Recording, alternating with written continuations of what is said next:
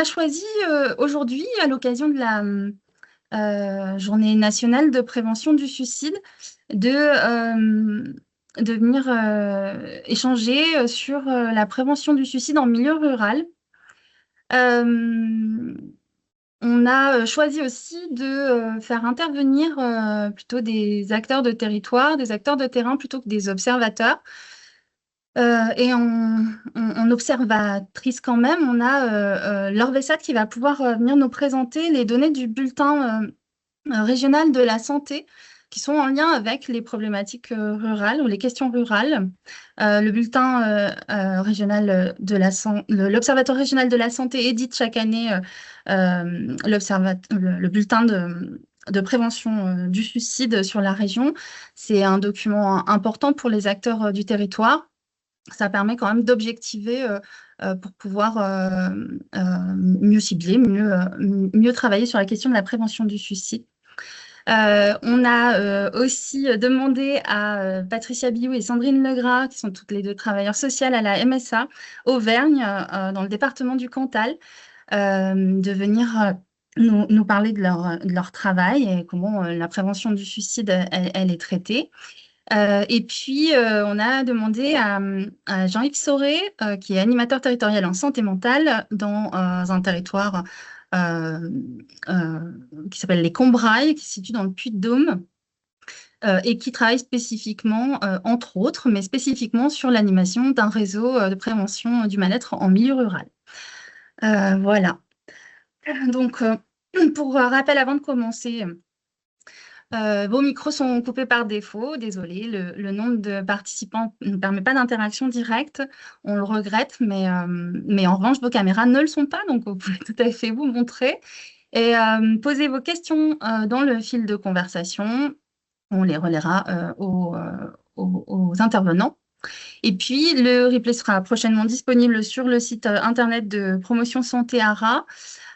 Et on en profite pour vous dire qu'on a d'autres webinaires qui arrivent, notamment un sur la santé mentale des jeunes et l'autre sur une exploration de la thématique des semaines d'information sur la santé mentale de cette année. Pour notre santé mentale, ouvrons-nous aux arts. Rapidement, pour rappeler, si vous ne connaissez pas qui est Promotion Santé, qui organise ce webinaire aujourd'hui. Donc, on est une association régionale. Notre siège est à Lyon et nous avons une antenne dans chacun des départements Auvergne-Rhône-Alpin. Donc voilà, si vous êtes dans la région, n'hésitez pas à venir nous voir si vous avez besoin de soutien pour porter vos projets. De vous dire aussi un mot sur la promotion de la santé, qui est notre travail, nous, à association. C'est de considérer que la santé, ce n'est pas uniquement l'absence de maladie et que dans cette approche, on considère que les conditions socio-économiques, culturelles, environnementales, tout comme le tissu social, communautaire et les facteurs liés au mode de vie sont d'importance majeure dans les questions de santé.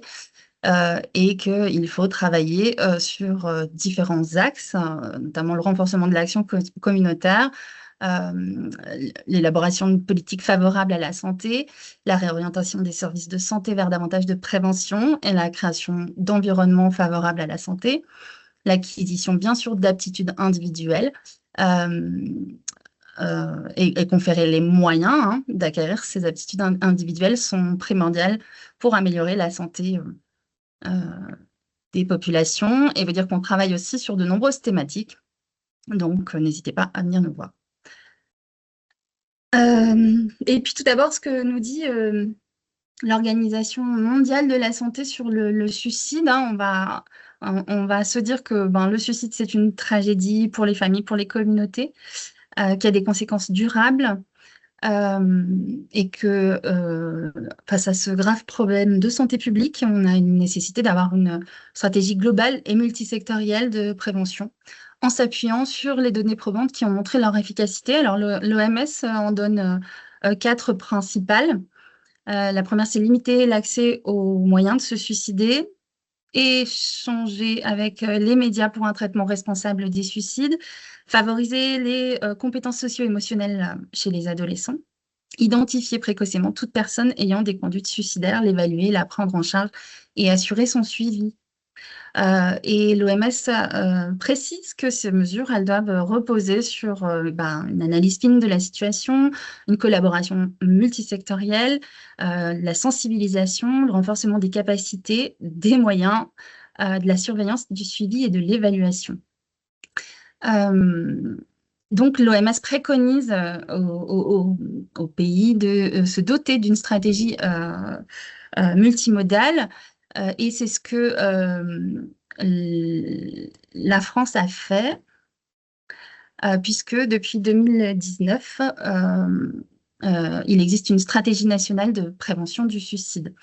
Cette stratégie nationale de prévention du suicide a été promulguée suite aux recommandations du Conseil de santé publique et met à disposition des régions, des ARS, des agences régionales de santé, finalement des outils pour agir en prévention du suicide.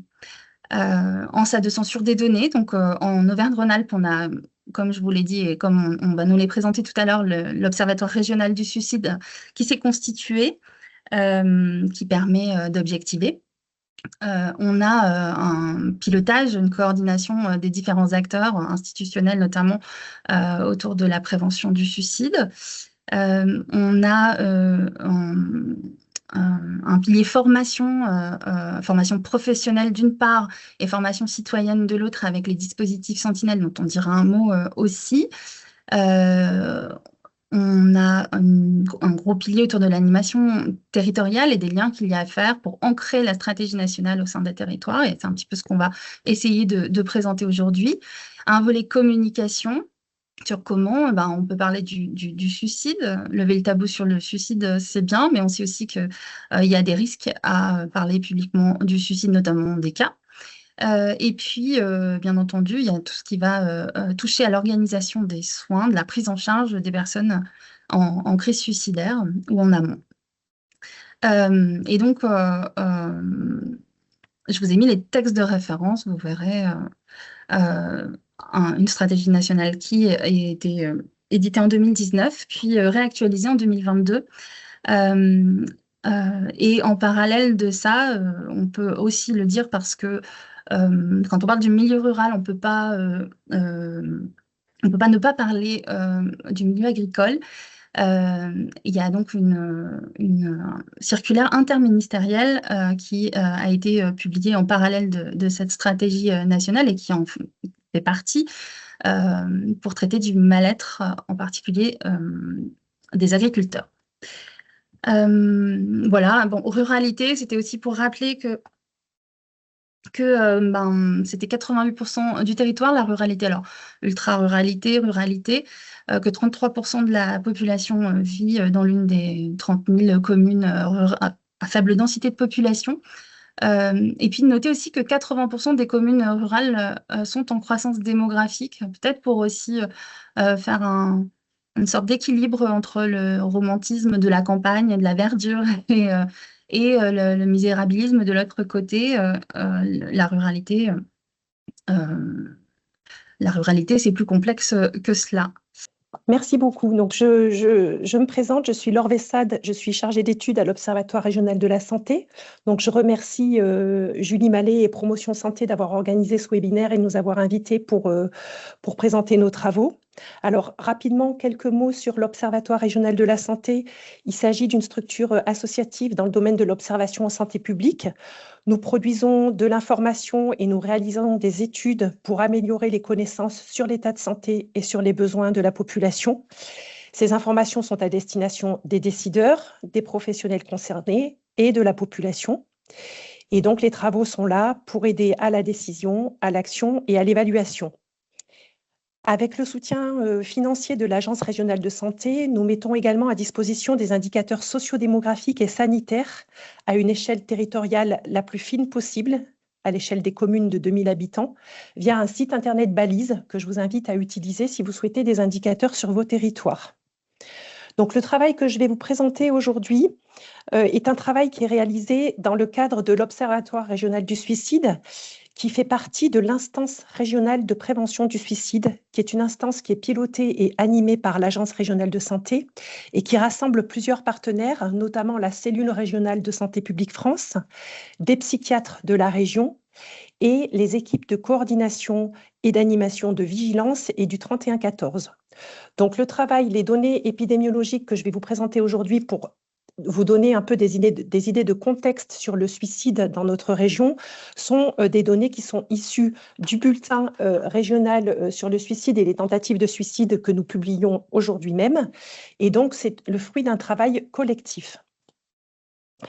Alors, pour commencer, je vais vous donner rapidement quelques chiffres sur la mortalité par suicide. Alors, avant de vous présenter ces données, j'attire votre attention sur un point qui a toute son importance dans la compréhension et dans l'interprétation des évolutions.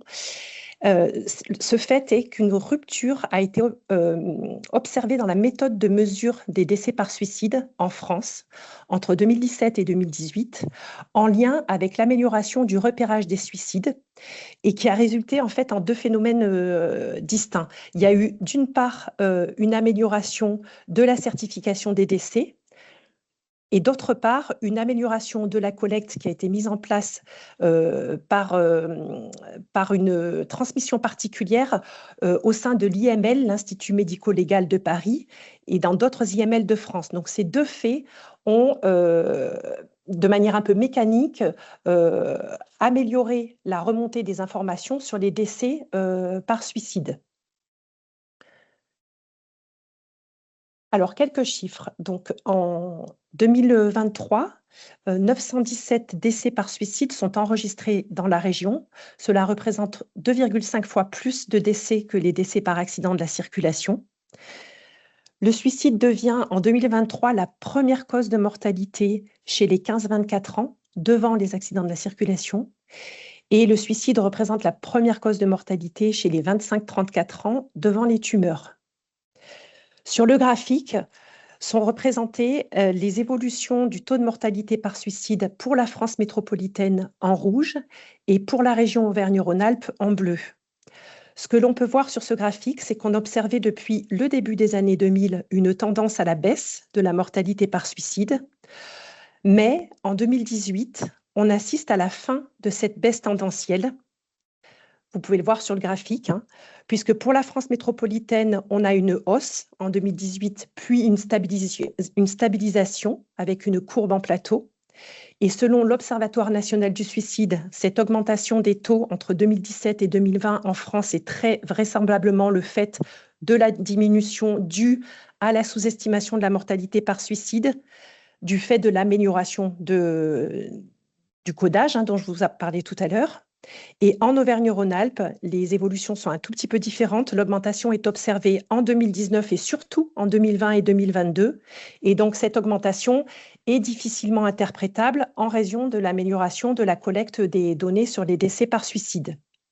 Donc, l'analyse des données 2024, l'année prochaine, nous aidera à interpréter l'évolution de ce phénomène.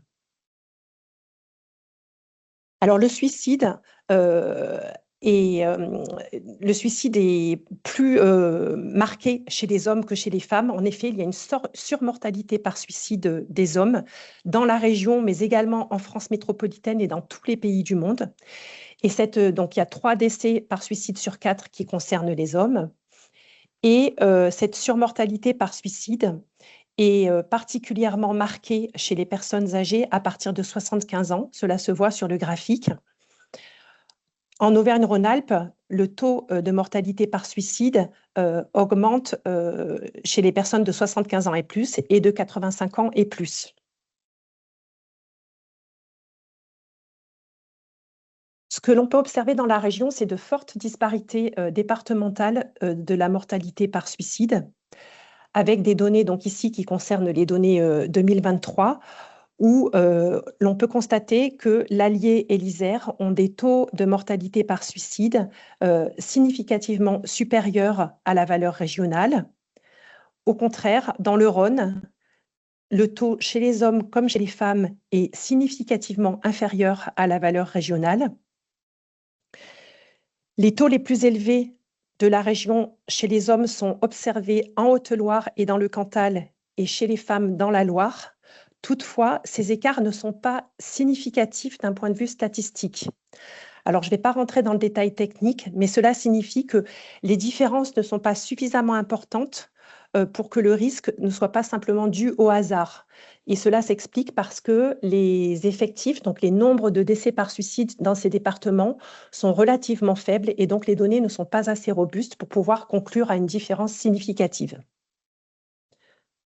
Dans le Rhône, ces taux qui sont relativement faibles peuvent s'expliquer en partie par une sous-estimation des décès par suicide enregistrés par l'Institut médico-légal de Lyon. Et cette sous-estimation du nombre de suicides, elle s'explique par le fait que les décès, après une investigation de justice, voilà, l'information ne remonte pas aux données de l'INSERM-CPDC qui traite les données de décès. Donc, l'exhaustivité des déclarations de décès par suicide sera vérifiée au premier semestre 2026 auprès des professionnels de l'IML de Lyon pour vérifier si cette hypothèse est juste. Donc, quelques mots sur les tentatives de suicide. Dans la région, donc cet indicateur, l'indicateur que l'on utilise pour suivre les tentatives de suicide repose sur le dénombrement des hospitalisations en médecine, chirurgie, obstétrique pour gestes auto-infligés, puisqu'un nombre important de tentatives de suicide conduisent à un passage à l'hôpital. Donc, on peut compter plus de 11 600 séjours hospitaliers pour gestes auto-infligés en Auvergne-Rhône-Alpes en 2024.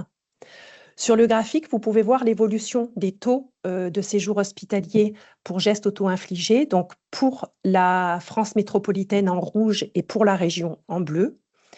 Et ce que l'on peut constater sur les évolutions observées ces dernières années, on avait une augmentation entre 2015 et 2018 qui était en Auvergne-Rhône-Alpes, qui était expliquée par une amélioration de la qualité du codage, au niveau de certains centres hospitaliers de la région. Un léger reflux était observé en 2019, qui s'était accentué en 2020 avec la crise de la pandémie de Covid-19, où on a observé une baisse des séjours hospitaliers, quel que soit le motif, hors le motif Covid-19. Et en 2024, ce que l'on peut observer, c'est que les hospitalisations pour gestes auto-infligés dans la région et en France métropolitaine poursuivent l'augmentation significative observée depuis 2021. Et l'accroissement est même plus marqué encore en 2024. Les séjours hospitaliers pour gestes auto-infligés concernent davantage les femmes que les hommes. On a les 2/3 des hospitalisations pour gestes auto-infligés qui concernent une femme et 1/3 un homme. Ce que l'on peut également constater, c'est des taux de séjour hospitalier en médecine, chirurgie, obstétrique pour gestes auto-infligés qui sont élevés et qui sont toujours en augmentation chez les jeunes filles de 15-19 ans. En effet, le pic observé est bien visible sur le graphique. Je ne sais pas si on va voir ma souris quand je vais montrer. Voilà.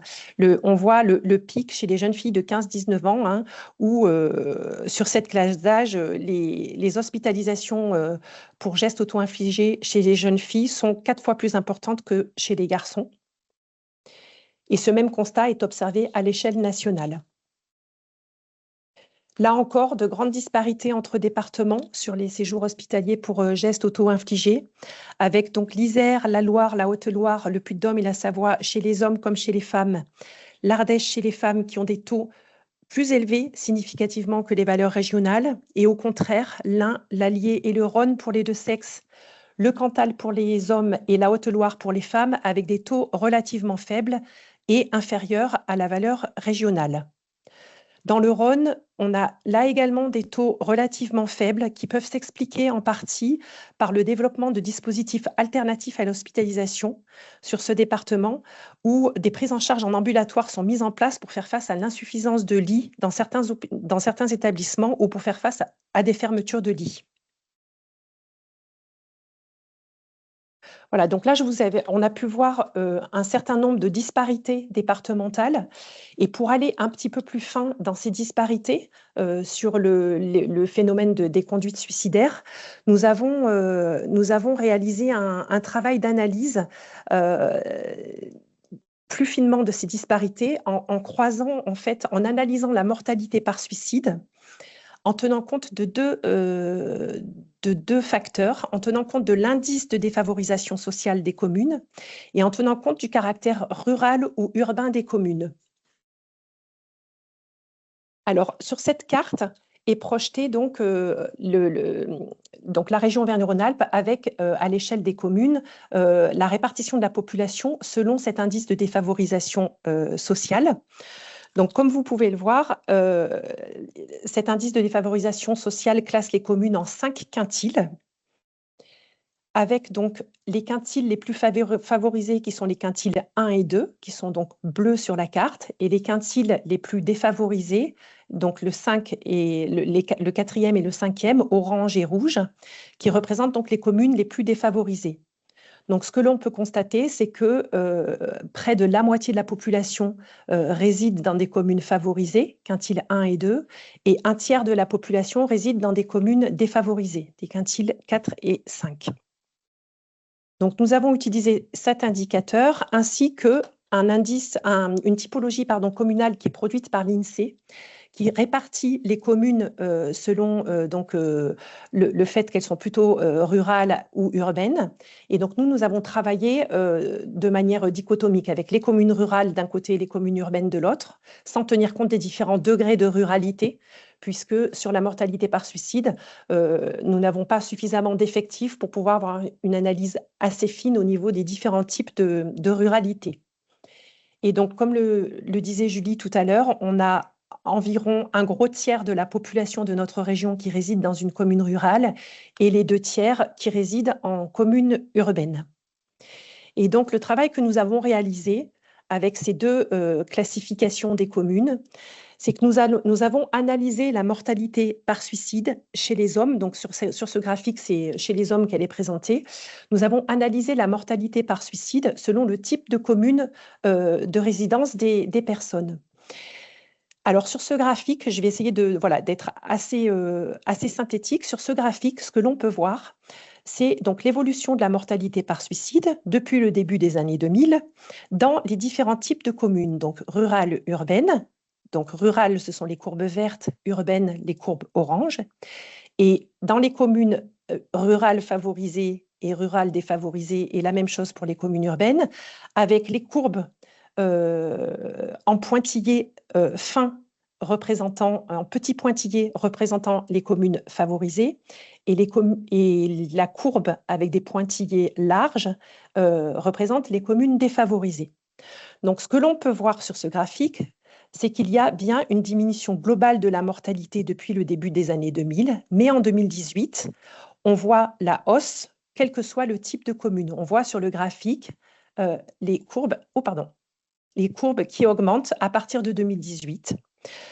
Et donc, ce fait est certainement à relier avec l'amélioration de la certification des décès, l'amélioration du codage des décès par suicide. Ce que l'on peut voir également sur ce graphique, c'est qu'il existe des inégalités territoriales de mortalité par suicide entre communes rurales et communes urbaines. En effet, chaque type de courbe orange se situe en dessous de la courbe verte. Donc, la courbe des communes qui représente la mortalité des communes par suicide dans les communes urbaines, la courbe orange en trait plein, est bien inférieure à la mortalité par suicide observée dans les communes rurales. Et on observe ce phénomène quand on croise également avec l'indice de défavorisation. Dans les communes urbaines favorisées, la mortalité par suicide est bien inférieure à la mortalité par suicide observée dans les communes rurales favorisées. Et on obtient la même chose pour les communes rurales défavorisées quand on les compare aux communes urbaines défavorisées. Donc ça, c'est un premier constat. On a des inégalités territoriales de mortalité par suicide avec une mortalité par suicide supérieure dans les communes rurales par rapport aux communes urbaines.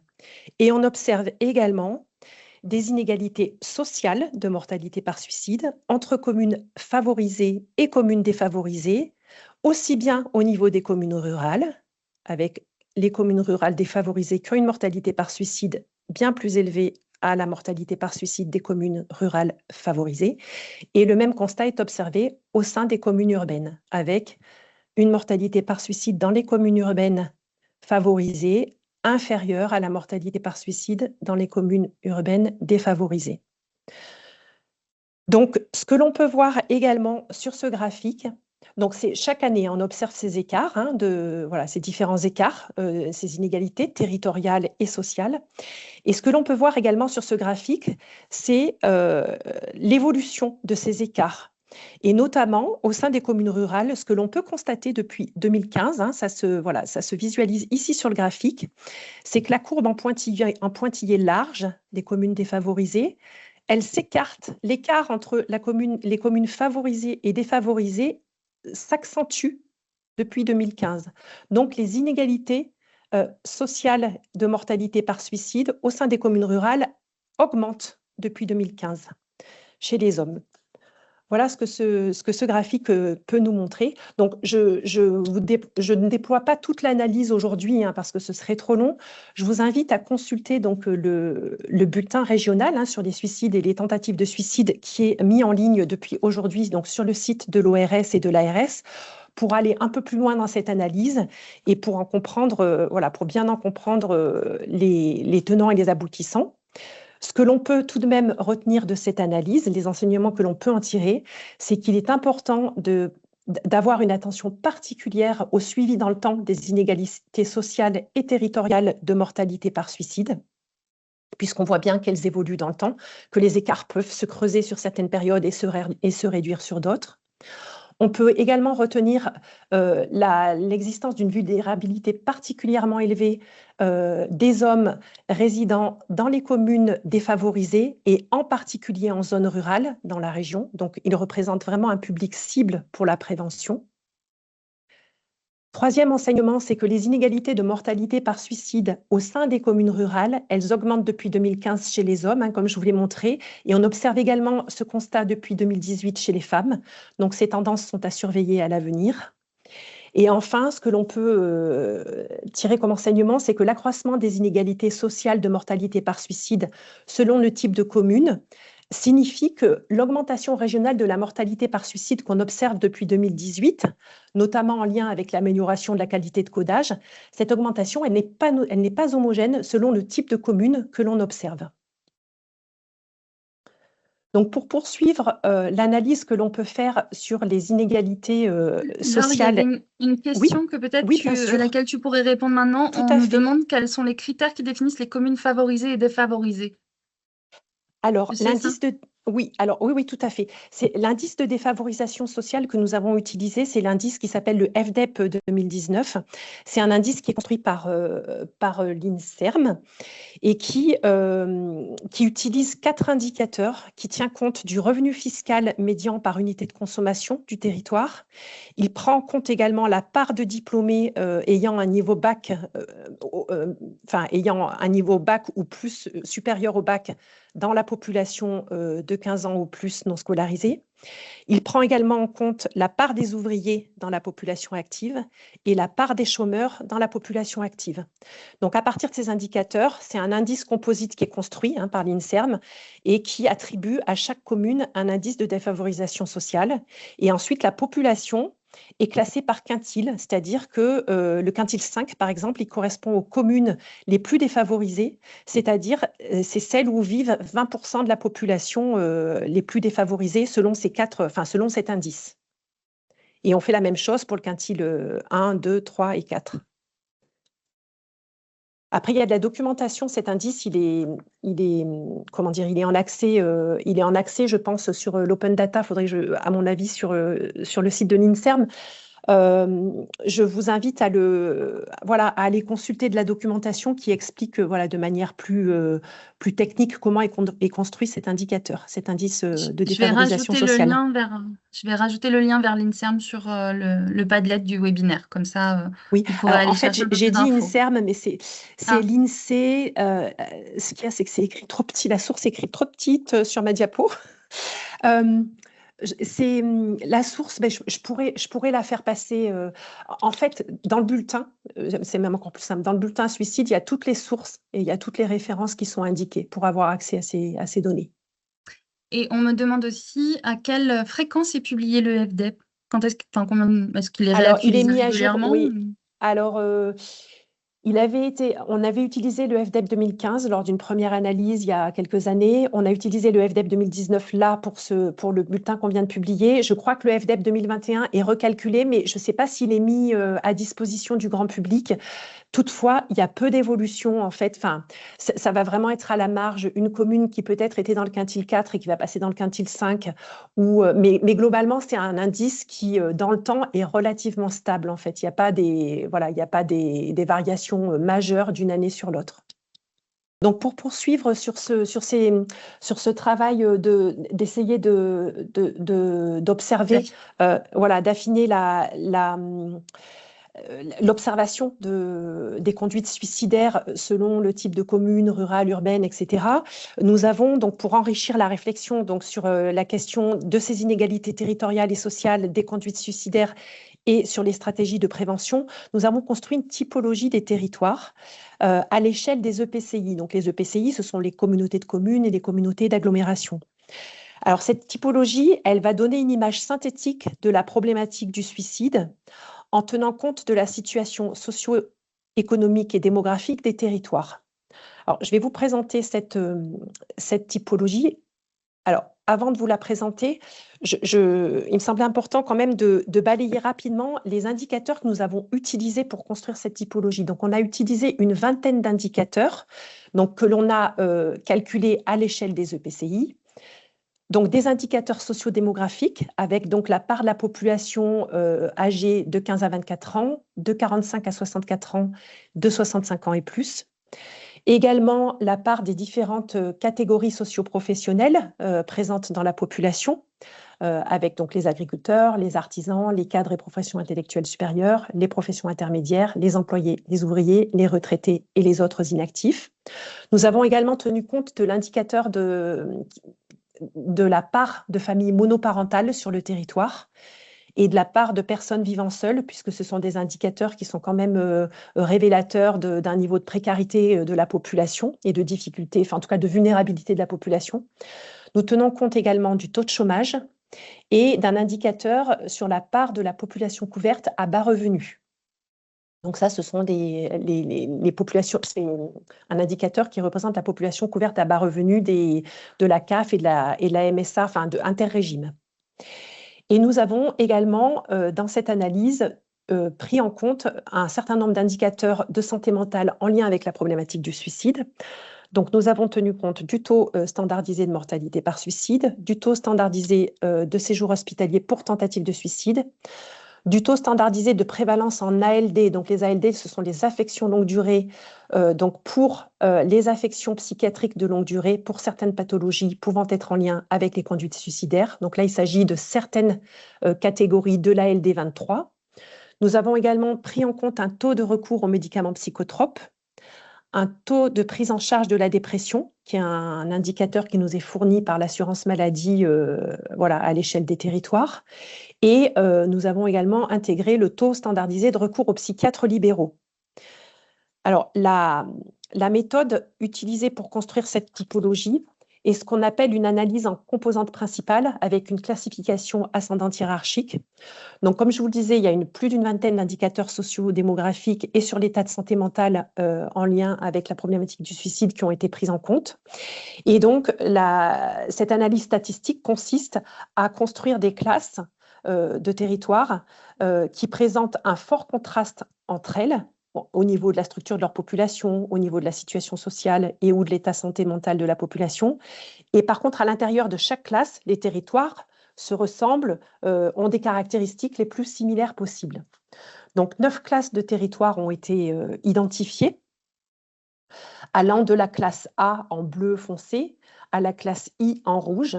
Donc, la classe A représente les territoires où la situation socio-économique est très favorisée et les indicateurs de santé mentale en lien avec le suicide sont globalement favorables. Et au contraire, la classe I représente des territoires où la situation socio-économique est défavorable et les indicateurs de santé mentale en lien avec le suicide sont très défavorables. Alors, j'attire votre attention sur un point, c'est que les territoires, les EPCI, sont parfois des territoires assez vastes et qui peuvent couvrir des disparités infra-territoriales. Et donc, les indicateurs que nous avons utilisés, ce sont des indicateurs moyens sur le territoire qui peuvent donc masquer un peu ces disparités locales.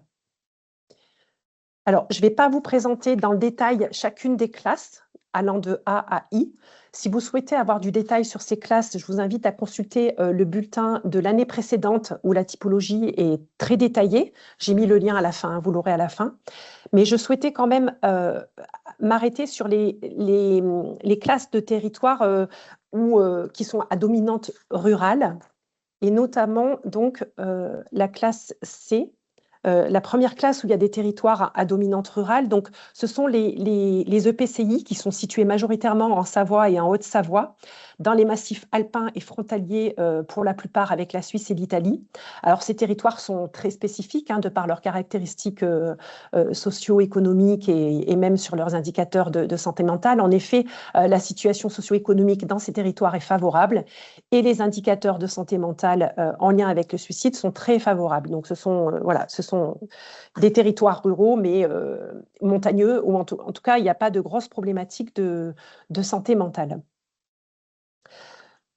L'autre classe que je souhaitais vous présenter, c'est la classe, la classe F, qui, elle, regroupe les territoires à dominante rurale situés donc dans le sud de la Drôme et de l'Ardèche, et également dans le nord du Puy-de-Dôme, avec le territoire des Combrailles, et également dans l'Allier, avec Vichy, et un territoire dans la Loire. Donc, ces territoires, alors dans la Loire, là, c'est une exception, c'est pas que c'est pas un territoire rural, mais c'est la communauté de communes, le Rouennais Agglomération. Donc, ces territoires, ils ont une situation socio-économique défavorable, avec 2 indicateurs de santé mentale en lien avec le suicide défavorables. Donc, ils ont une population plutôt vieillissante, isolée et socialement défavorisée par rapport à la moyenne de l'ensemble des EPCI. Et ce sont des territoires qui sont assez fortement touchés par le chômage et la pauvreté. Et les indicateurs de santé mentale en lien avec le suicide défavorable sont les taux de séjour hospitalier pour tentative de suicide et le taux de prévalence de la LD23 pour certaines pathologies pouvant être en lien avec les conduites suicidaires qui sont supérieures aux valeurs moyennes observées sur l'ensemble des territoires. Une autre classe de territoire qui peut vous intéresser, qui permet vraiment de caractériser les territoires ruraux, les EPCI ruraux et de montagne, puisque les territoires concernés sont majoritairement situés dans les anciens départements auvergnats, mais il y a également 3 EPCI en Ardèche et 1 dans la Drôme et 2 dans la Loire. Donc, dans ces territoires, la situation socio-économique est peu favorable, avec 4 indicateurs de santé mentale défavorables.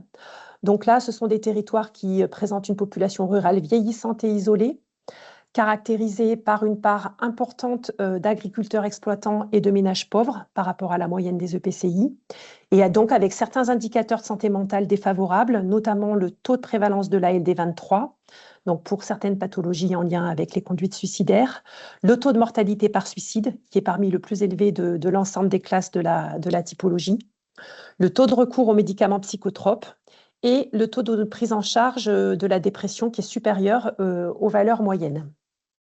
Alors, dans ces territoires, le taux de recours aux psychiatres libéraux et le taux de séjour hospitalier pour tentative de suicide est inférieur aux valeurs moyennes, ce qui peut être mis en lien avec l'offre moins présente sur ces territoires de ces professionnels. Donc là, la classe H, je ne vais pas m'arrêter sur la description, mais simplement, c'est les métropoles, c'est les métropoles plus l'agglomération de Chambéry. Et enfin, donc la dernière classe, la classe I, alors là, ce ne sont pas des territoires qui sont forcément à dominante rurale, puisqu'il s'agit de villes de taille moyenne, mais qui sont situées en grande majorité dans des départements à dominante rurale, notamment dans l'Allier, dans le Puy-de-Dôme, dans la Haute-Loire, dans le Cantal et en Ardèche. Donc, sur ces territoires, la situation socio-économique est défavorable et les indicateurs de santé mentale en lien avec le suicide sont très défavorables, hein. Donc là, ce sont des populations caractérisées par leur vieillissement et par un isolement par rapport aux autres territoires. Elles sont socialement défavorisées, marquées par le chômage et la pauvreté. Et les indicateurs de santé mentale défavorables, enfin très défavorables même, sont le taux de prévalence de l'ALD pour certaines pathologies en lien avec le suicide, le taux de prise en charge de la dépression qui est plus élevé, le taux de recours aux médicaments psychotropes plus élevé également, et le taux de recours au séjour hospitalier et pour tentative de suicide et le taux de recours aux psychiatres libéraux supérieur également. Donc, voilà, j'en ai terminé de la présentation de cette typologie des territoires. Et avant de laisser la parole aux prochains intervenants, je souhaitais vous apporter quelques éléments de connaissance qui sont issus de la littérature. Alors, ces éléments-là ne sont pas dans le bulletin régional du suicide, hein. Ce sont des éléments qu'on avait rassemblés puisqu'on a déjà travaillé sur cette thématique depuis de nombreuses années dans le cadre de l'Observatoire régional du suicide. Donc, quelques éléments. Donc là, plus particulièrement, comme on le disait tout à l'heure, sur les agriculteurs, en fait, hein, qui sont quand même présents surtout sur les territoires ruraux. Alors, quelques éléments de la littérature. Donc, dans les publications que nous avons pu consulter, deux populations actives sont distinguées, hein, quand on regarde le secteur agricole. On a les actifs agricoles salariés et les agriculteurs exploitants. Donc, ces populations sont différentes du point de vue de leur statut socio-professionnel, mais aussi de leurs conditions de travail. C'est pour cette raison que la distinction entre ces deux populations a son importance, parce que les risques en lien avec le suicide pour ces deux populations ne vont pas être les mêmes. Alors, dans la littérature nationale et internationale, il est montré que le risque de décès par suicide parmi les agriculteurs exploitants est supérieur à celui de l'ensemble de la population. Et en effet, dans une étude française, hein, sur des données françaises, la surmortalité par suicide des agriculteurs exploitants a été estimée à un risque 3 fois plus élevé que celui des cadres, hein, par donc Coïdon, une étude qui date qui a été publiée en 2010. Alors, cette étude, elle a fait l'objet de...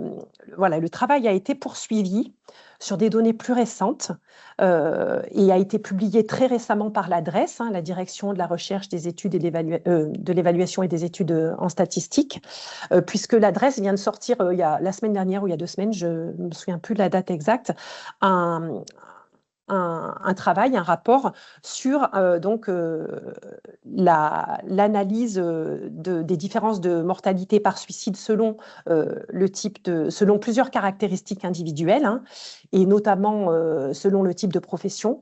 Et donc, dans son rapport, l'ADRES souligne donc, met en évidence un risque supérieur de 40%. Donc, après avoir ajusté sur d'autres caractéristiques individuelles, hein, comme l'âge, le niveau de vie, le niveau de diplôme, le type de ménage, etc.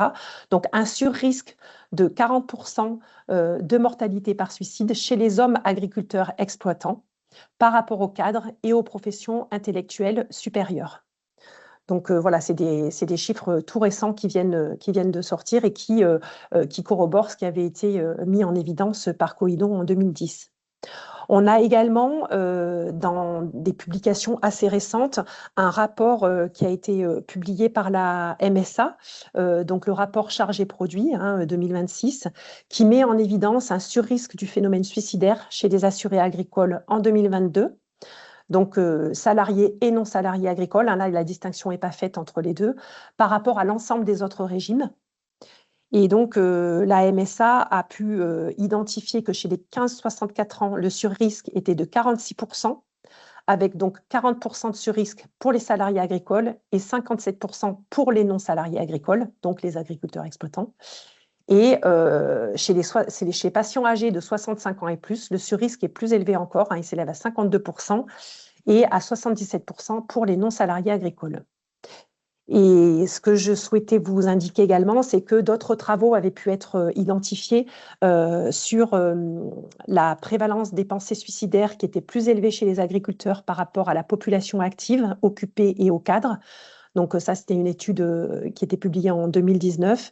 Et une autre étude a mis en évidence que la prévalence de la symptomatologie dépressive est plus élevée chez les agriculteurs par rapport à l'ensemble des non-salariés et par rapport aux salariés agricoles.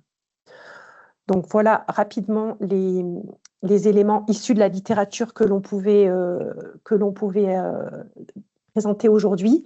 Et dans ces travaux, alors ça c'est ma dernière diapositive, c'est que ça me semblait intéressant, alors ça va un peu plus loin sur le suicide des agriculteurs. Là, c'est des facteurs de risque associés à la surmortalité par suicide chez les agriculteurs qui ont pu être identifiés dans les différents travaux que je viens de vous présenter. Alors, je ne vais pas les très présenter. rapidement, du Oui. coup. Voilà, très rapidement. Donc, l'étude de Gigonzac 2017, en fait, c'était une étude de Santé publique France qui avait été faite et qui avait mis en évidence que le fait d'être âgé de 45 à 54 ans par rapport aux plus jeunes, le fait d'avoir une exploitation à titre individuel par rapport au fait d'avoir une exploitation de type sociétaire, type GAEC, etc. Le fait d'avoir une taille d'exploitation petite par rapport à une grosse exploitation, le fait d'avoir une activité exclusive et de pas avoir versus ne pas avoir d'activité complémentaire était associé à une surmortalité par suicide, c'est-à-dire que ça représentait un facteur de risque pour ces agriculteurs-là, et également le fait d'être dans le secteur d'activité de l'élevage bovin. Voilà ce qui avait pu être identifié dans cette étude. D'autres facteurs de risque ont pu être identifiés, mais ils ne sont pas spécifiques finalement à la mortalité par suicide des agriculteurs. Ils peuvent être appliqués quelle que soit la profession des personnes. Et enfin, donc là, c'est une typologie qui a été produite par Desfontaines en 2014 avec 4 types d'agriculteurs. L'agriculteur isolé socialement et professionnellement, l'agriculteur très mobilisé et entouré, l'agriculteur face à la transmission aléatoire de son exploitation et l'agriculteur confronté à la confusion entre vie personnelle et vie professionnelle. Donc voilà, c'est des éléments qui peuvent parfois aider à comprendre des situations de terrain. Je vous ai mis les références bibliographiques dans cette slide et je vous remercie beaucoup pour votre attention avec les différents liens vers les publications. C'était aussi une manière de présenter, diffuser le travail que l'OR et l'instance régionale de prévention du suicide produisent chaque année. Voilà, c'est tous les ans, le 5 février, vous pouvez retrouver le bulletin réactualisé des données. C'est vraiment important de aussi prendre conscience, des données. C'est loin d'être anodin. On vous met le lien vers le bulletin de 2026 dans son extrait les éléments présentés aujourd'hui par Laure. Et, euh, et on vous remercie. Encore merci, Laure. En tout cas, ces chiffres-là, ils viennent corroborer l'idée que de venir parler de prévention du suicide en milieu rural, c'était intéressant et pertinent aujourd'hui. On avait envie de donner la parole à la MSA, des travailleurs sociaux de la MSA, d'un milieu rural, puisqu'elle travaille dans le Cantal. Et je vais leur laisser la parole. Donc, je vais me présenter. Je suis Patricia Biou, travailleuse sociale MSA Auvergne, dans le département du Cantal et plutôt basée sur Aurillac. Et moi, je suis chargée d'accompagnement collectif. Et je suis aujourd'hui accompagnée par ma collègue donc, qui va se présenter. Alors, bonjour, Sandrine Legras, donc assistante sociale à la MSA depuis de nombreuses années. Et donc, j'interviens plus particulièrement sur le sud du département, sur une grande communauté de communes châtaigneraie-cantalienne. Voilà. Ok, donc nous, on vous a présenté, on vous a préparé donc une dizaine de slides. Donc, pour tout vous dire, les 3 premières slides, ça sera vraiment une présentation synthétique et plutôt accessible, facilement accessible pour présenter la MSA, ce qui nous semblait important. Et puis après, on a préparé donc des slides plutôt pour présenter notre vision du monde rural. Et à chaque fois, on va le rattacher à notre pratique au quotidien et puis nos observations. Donc, pour commencer, ce que je peux vous dire, c'est que la MSA, eh bien, effectivement, est un opérateur du social en milieu rural. La MSA assure la couverture sociale de l'ensemble de la population agricole et des ayants droit. Donc, la population agricole, c'est ce qu'on peut, vous avez entendu tout à l'heure, ce sont les exploitants agricoles, les salariés, mais pas seulement salariés d'exploitation, ce sont aussi des salariés d'entreprises, de coopératives, d'organismes professionnels agricoles et aussi les employés de main-d'œuvre. Voilà. Donc, la MSA Auvergne, c'est un organisme de protection sociale. C'est d'ailleurs le deuxième régime de protection sociale. Elle verse effectivement des prestations de sécurité sociale et de recouvrement des cotisations. Et donc, la MSA Auvergne développe des politiques d'intervention sur les territoires, donc avec différents services, mais en particulier l'action sociale. Donc, l'action sociale, c'est une équipe de travailleurs sociaux avec des modalités d'intervention très complémentaires. Donc, l'accompagnement social individuel auprès des actifs fragilisés, donc dont Sandrine s'occupe. Et ensuite, l'accompagnement social collectif pour tout public vivant en milieu rural. Et puis, à nos côtés, on a également des élus, des conseillers en prévention. Et donc, pour conclure, au travers de ces politiques, la MSA est donc tournée vers les territoires ruraux et les personnes qui y vivent et qui y travaillent. Donc, la prochaine slide, donc, on va vous proposer. Donc, c'est la MSA Auvergne donc, est investie dans le plan mal-être national. D'accord? Le mal-être en milieu rural, c'est une réalité. Et vraiment, pour nous le détecter, c'est vraiment une nécessité. Donc, son architecture d'intervention, c'est autour de trois grands axes. Donc, on a l'axe de prévenir en agissant sur les déterminants du mal-être. On pourra vous donner des exemples concrets tout à l'heure. On a l'axe détecter de manière précoce les personnes fragilisées, donc notamment avec les sentinelles. Je pense qu'on aura l'occasion aussi d'en reparler tout à l'heure. Et puis, on a aussi l'axe accompagnement et accompagner les personnes en risque de mal-être. Voilà. Donc, on a souhaité commencer pour de vous faire un retour sur le milieu rural qui, avec notre expérience et puis nos observations, on peut dire qui est protecteur, à la fois protecteur et à la fois fragilisant. Ça va rejoindre un petit peu des informations qu'a donné Laure tout à l'heure. Donc, vivre en milieu rural, donc, vous savez que c'est un milieu où tout le monde se connaît, où on peut avoir une culture d'entraide, de coups de main, de débrouillardise, on va dire, de coopération. C'est un milieu aussi où on peut retrouver d'un réseau associatif sur lequel, voilà, qui est plutôt structurant et contenant. Et puis, c'est aussi surtout chercher un cadre de vie agréable. Donc, bien sûr, normalement, qui est agréable, avec moins de stress, une meilleure santé émotionnelle et puis des conditions de vie, on va dire, plutôt favorables avec une sensation d'espace et de liberté.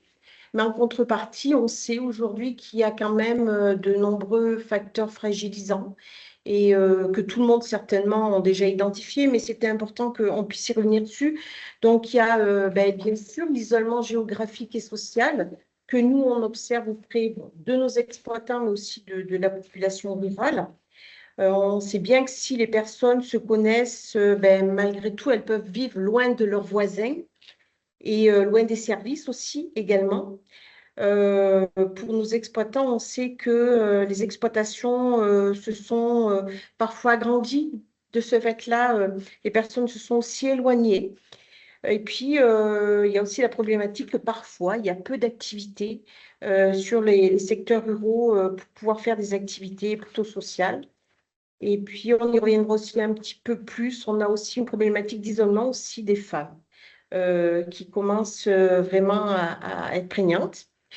Ensuite, en facteur fragilisant, on a la solitude. Alors, nous, on a fait dans le Cantal une étude sur les hommes seuls et c'est vrai que c'est quelque chose qui est vraiment sorti, et notamment lorsque la solitude est subie. Ensuite, on a la problématique de l'accès aux soins. Bon, alors, plus particulièrement, on peut parler des spécialités et si on fait le lien avec le sujet d'aujourd'hui, c'est le manque de psychiatres. Mais pas seulement, il y a aussi le délai d'attente très long, parfois chez nous en milieu rural, pour avoir un rendez-vous avec une spécialité. Et puis aussi des longues distances à parcourir pour arriver à rejoindre donc un médecin ou un spécialiste. On a ensuite, auprès de nos publics, le problème de mobilité. Donc, pour des personnes qui ont aussi des mobilités réduites, voilà. Des personnes qui ne sont pas équipées aussi pour pouvoir se déplacer. Et puis aussi, on a une absence ou un réseau de transport en commun qui peut être limité. Et pour finir, on a également le manque d'anonymat, la stigmatisation et puis tout ce qui est tabou par rapport à ces souffrances et ce mal-être. C'est vrai que dans les petites communes rurales, c'est beaucoup plus difficile de parler de sa souffrance psychique. Consulter aussi quelqu'un à proximité, c'est craindre le qu'en dira-t-on. Et c'est aussi difficile de demander de l'aide discrètement. Alors, quand on a dit ça, à la fois un milieu rural protecteur et fragilisant, il y a quelque chose qui se rajoute en plus par rapport à nos exploitants agricoles, c'est les charges psychosociales qui sont liées au travail. Donc tout à l'heure, Laure les a un petit peu abordées. Et du coup, on souhaitait quand même voilà, vous refaire un petit peu des commentaires par rapport à ça. Est-ce que Sandrine, tu souhaites intervenir un peu avant, je pense, ou maintenant, voilà. Non, non, on peut.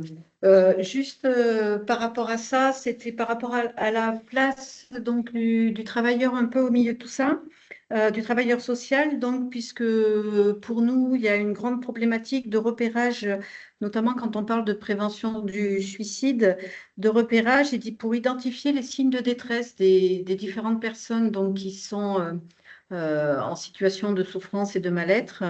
Et donc, puisqu'on a vu sur la précédente diapo que vivre en milieu rural, c'est à la fois un milieu protecteur, mais c'est un milieu aussi très isolant.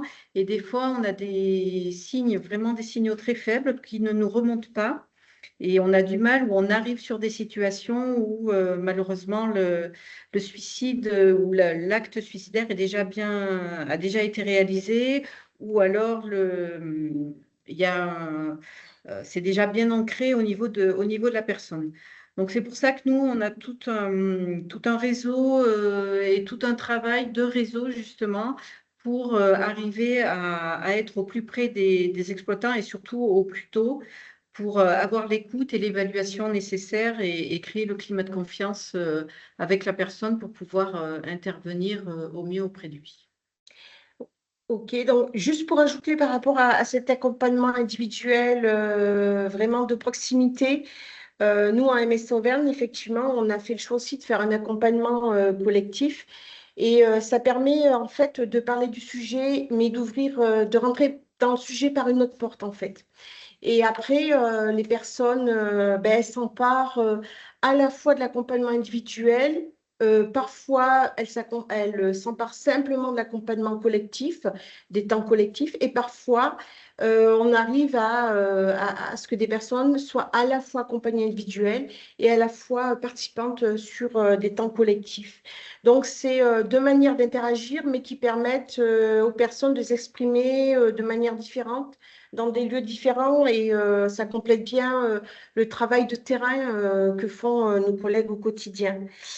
Juste revenir sur la slide précédente pour dire qu'en fait, milieu rural protecteur, milieu rural fragilisant, on sait qu'on peut revenir, on sait qu'on peut quand même apporter des réponses et heureusement, revenir un petit peu en arrière et puis limiter les éléments fragilisants.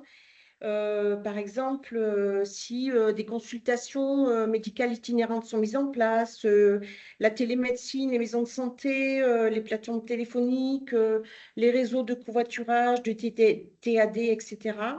le développement d'activités sociales plus. C'est vrai que c'est des actions qui permettent de limiter ces facteurs fragilisants en milieu rural. Voilà. Donc, on va revenir sur la slide du public. Tu nous as perdu? Oui, mais ça Ah oui. revient. On va Excusez-nous. revenir sur la slide, excusez-nous, sur les éléments fragilisants sur les agriculteurs. Alors, ça rejoint un petit peu ce que Laure avait dit.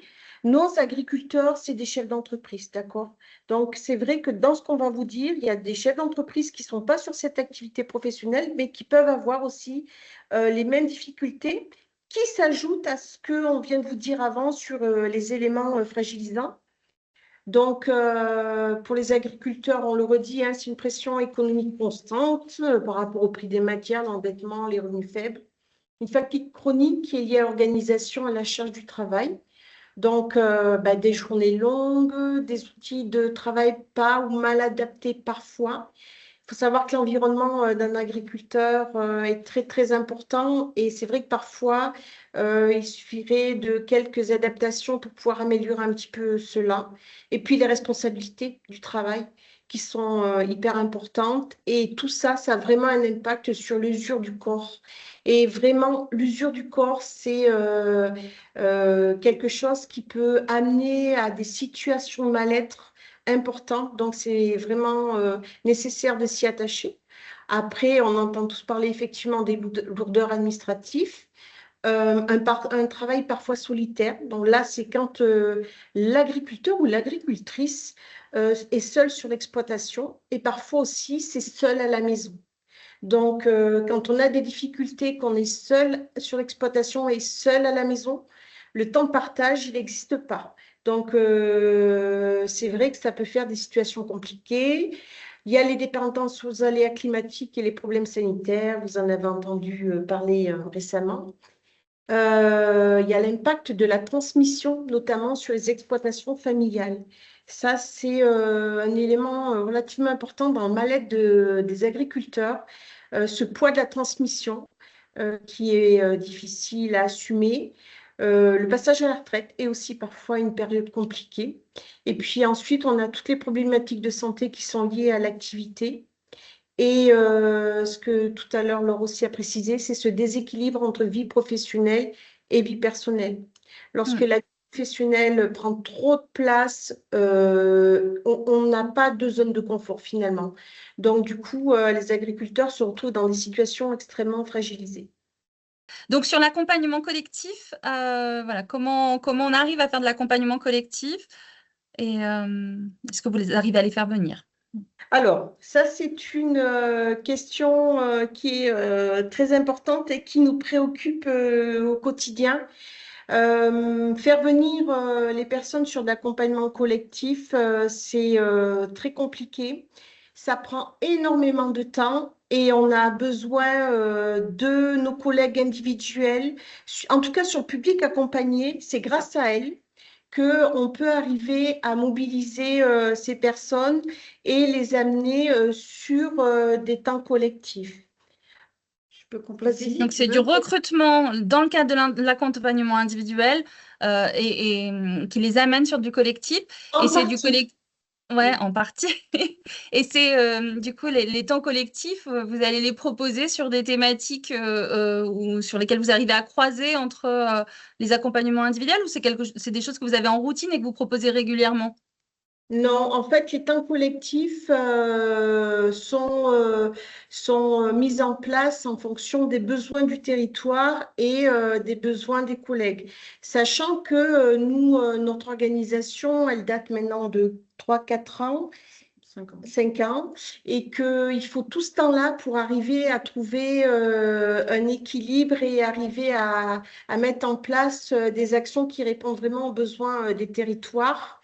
Donc, il y a ce côté-là où les collègues, on part des besoins de leur public et elles font tout un travail pour arriver à amener les personnes sur des temps collectifs, alors qui peuvent être en lien avec le répit, notamment lorsqu'il y a de l'épuisement professionnel sur des séjours, mais ça peut être en lien sur d'autres thématiques, ça peut être histoire de femmes, des problématiques santé, des parcours santé, etc. Et après, juste, tu pourras compléter, Sandrine, on a des temps collectifs où là, on est sur des territoires ruraux et où on amène des sujets où on sait que, voilà, ça peut être des pièces de théâtre, etc., qui peuvent aborder, on va rester sur le sujet du mal-être agricole, par exemple, où là, c'est vraiment une ouverture de territoire et où ça s'adresse à un public beaucoup plus large qui n'est pas forcément accompagné. Voilà. Je compléterai juste, effectivement, c'est le nerf de la guerre, hein, on va pas se mentir, d'arriver à mobiliser des personnes dans une situation sociale complexe que nous suivons, donc qui font appel à un accompagnement social individuel et d'arriver à les amener vers du collectif. Il faut auparavant que l'ensemble déjà qu'ils soient suffisamment rassurés par rapport à leurs besoins vitaux avant d'arriver à aller vers un public, vers du collectif. Et c'est vrai qu'on a cette particularité en MSA de travailler à la fois sur du public fragile et à la fois sur du public qui est présent sur le territoire. Donc les groupes sont, on va pas se leurrer, en grande majorité composés de personnes peut-être un petit peu en fragilité, pas forcément accompagnés par le service social, qui ont quand même ce besoin-là et de se retrouver en collectif, et ça fait partie de la prévention du mal-être. Et on le verra, vu l'ensemble des problématiques, ce focus-là qu'on voit sur les exploitants agricoles, nous, on ne peut pas travailler seuls, les travailleurs sociaux, on a besoin et de partenaires professionnels, la Chambre d'agriculture, enfin voilà, tout un tas de professionnels avec qui l'on travaille, et également de gens qui vivent sur le territoire. Je pense que aujourd'hui, il faut se dire aussi que cette solidarité, c'est sur la prochaine diapo, on l'expliquera un petit peu mieux, mais sur le fait que pour faire la prévention du suicide, on a besoin de l'ensemble des personnes vivant sur un territoire. Et donc, bon, c'est pour ça que des fois, amener vers le collectif, c'est un peu compliqué, mais on y travaille. Et l'autre notion qui est très importante par rapport à ça, c'est la temporalité. C'est-à-dire que quand nous, on fait une action collective et que les collègues accompagnent individuellement des exploitants, des exploitantes, au moment, à l'instant T, où nous, on propose une action, peut-être que dans l'accompagnement qu'elles ont en cours avec certaines personnes, ce n'est pas le moment. Donc, il y a cette difficulté d'arriver au bon moment avec le collectif et aussi les besoins de leur public. Donc ça, à chaque fois, on est sur le fil et voilà. C'est ce qui est le plus compliqué. C'est ce qui est le plus compliqué. Voilà. Vous êtes très réactive, en fait. Oui, mais les personnes, elles ont leur rythme à elles. Donc, oui. Il faut respecter ça. C'est compliqué. C'est ce qui est le plus compliqué à mettre en œuvre. Mais à la fois, les deux sont importants. Voilà. Du coup, on accompagne effectivement des agriculteurs, des agricultrices, des salariés agricoles, mais aussi sur nos territoires ruraux, on peut repérer d'autres personnes en situation de mal-être dans le cadre de nos différentes actions, hein, parce qu'on développe aussi plein d'autres choses à travers des chartes, etc. Et donc, on travaille aussi avec des femmes isolées, des jeunes, des filières agricoles, mais aussi des jeunes qui habitent le milieu rural, des personnes plus âgées, des aidants. Les nouveaux arrivants, donc ça, c'est des familles qui viennent s'installer en milieu rural, qui arrivent de notre territoire où parfois ils avaient aussi l'habitude d'avoir des services à proximité ou la famille, etc. Et c'est vrai qu'elles peuvent ne pas avoir imaginé forcément tous les facteurs fragilisants qu'elles vont trouver sur nos territoires, même si elles ont beaucoup d'avantages à venir en milieu rural. On a aussi des personnes en situation de handicap, atteintes de maladies chroniques, et puis aussi parfois un public plus invisible, des personnes LGBT, des victimes de violences, des personnes avec des troubles psychiques non suivis aussi. Donc voilà, pour vous dire que le public en mal-être, il va au-delà aussi de nos exploitants sur les territoires ruraux. Donc là, il y a une question sur le partenariat avec les professionnels médicaux. Alors, moi, je veux bien sur le territoire. Oui, c'est ça. Quel partenariat avec les professionnels médicaux, notamment les infirmiers, les CPTS? Parce que ça, c'est… Ouais, on le décline un petit peu plus loin, donc on répondra à la question. On continue. Ça va arriver dans notre diaporama. On le décline un tout petit peu plus loin. Mais il existe. Mais il existe, ouais. On Voilà. finit, vas-y. Voilà, donc on l'abordera après. Voilà.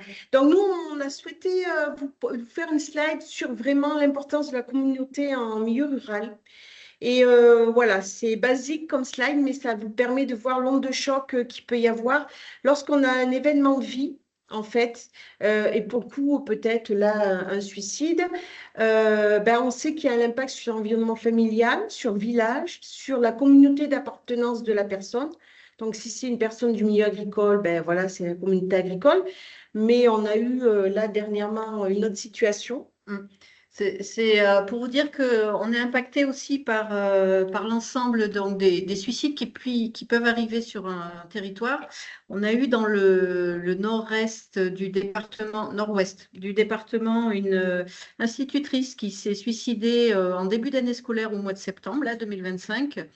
Et même sur un territoire rural, donc le mien, qui est au sud du département, avec des personnes exploitantes agricoles, plutôt hommes célibataires, mais c'est des choses qui ont eu un impact. Avec cette personne donc, qui était institutrice, donc les gens se sont aussi dit, ça pourrait être l'institut de mon village, ça pourrait… Et en plus, cette personne-là faisait partie de la communauté LGBT. Donc, ça a mobilisé quand même pas mal de monde et il y a eu une marche blanche qui a été organisée et j'ai eu connaissance de 2-3 personnes qui ont pu participer à cette marche blanche. Donc, ça a même dépassé les frontières du Cantal. Ouais, bon, en plus. Mais tout ça pour dire que voilà, dans un petit département rural, l'impact que peut avoir un suicide ou sur un département peut être relativement important. Du coup, cette onde de choc, nous, c'est vrai que par notre accompagnement individuel et collectif, c'est des choses qu'on peut être amené à traiter. Et puis, ce que je voulais dire aussi, c'est que la communauté, surtout, est une source de solidarité. Et ça, en milieu rural, c'est vrai que c'est vraiment un pilier de la vie sociale, cette communauté. Et c'est quand même le point très positif, même si voilà, on sait qu'un événement de vie peut avoir un fort impact. On a perdu la souris. On a perdu la souris. Qui va revenir. Ah, là. OK. Alors, c'est là où on arrive au réseau et là où on a vraisemblablement répondre à la question. Voilà. Donc, par rapport à ce que disait Sandrine tout à l'heure, en milieu rural, ce qui est indispensable, c'est de travailler en réseau pour vraiment accueillir précocement les situations de mal-être et puis connaître au mieux l'ensemble des partenaires qui sont sur les territoires ruraux, donc notamment tout ce qui est infirmiers, CPTS, etc. Donc, le Cantal, en tout cas, est un département où la collaboration et l'interconnaissance des partenaires existent. C'est vraiment une force du milieu rural. Il faut savoir que nous, on n'est pas non plus beaucoup de partenaires et c'est vrai qu'on se retrouve souvent les mêmes autour de la table. Et je pense que c'est vrai que ça permet aussi cette interconnaissance et cette solidarité de partenaires. Et donc, c'est ce qui nous permet un meilleur repérage des personnes en situation de mal-être et puis surtout la mise en place de projets adaptés aux besoins du territoire. Cette collaboration, elle est indispensable pour éviter la rupture de parcours de soins, pour que voilà, on puisse maintenir les personnes aussi dans des parcours de soins ou les intégrer dans des parcours de soins et de favoriser une meilleure connaissance du territoire, de repérer des situations de fragilité. Donc, c'est là où, justement, nous, on a la chance vraiment de pouvoir travailler avec un CLSM de contrat local de santé, CPTS, avec qui on travaille sur à la fois parfois des temps collectifs, mais aussi, il nous aide beaucoup de nous mettre en lien aussi avec des professionnels de santé. Oui. Voilà.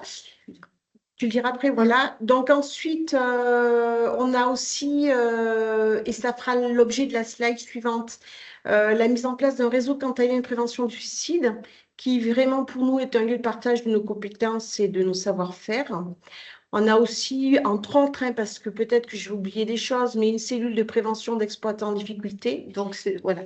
Et une commission de soutien à l'addictologie santé mentale. Tu peux en dire plus, toi? Plus particulièrement, voilà, sur notre territoire. Donc, sur le Cantal, il y a la cellule de prévention d'exploitants en difficulté, où là, on travaille étroitement en lien avec l'État, puisqu'il y a des membres de l'État, la Chambre d'agriculture, et où on peut regarder, alors donc à la base, c'est parti de l'état de santé du bien-être animal, hein, puisqu'on parle de bien-être animal avant de parler du mal-être des exploitants, mais c'est comme ça. Mais s'il y a un mal-être animal à un moment donné sur une structure, ça veut dire que l'exploitant ne va pas très bien, et cette commission permet d'échanger sur les différentes situations.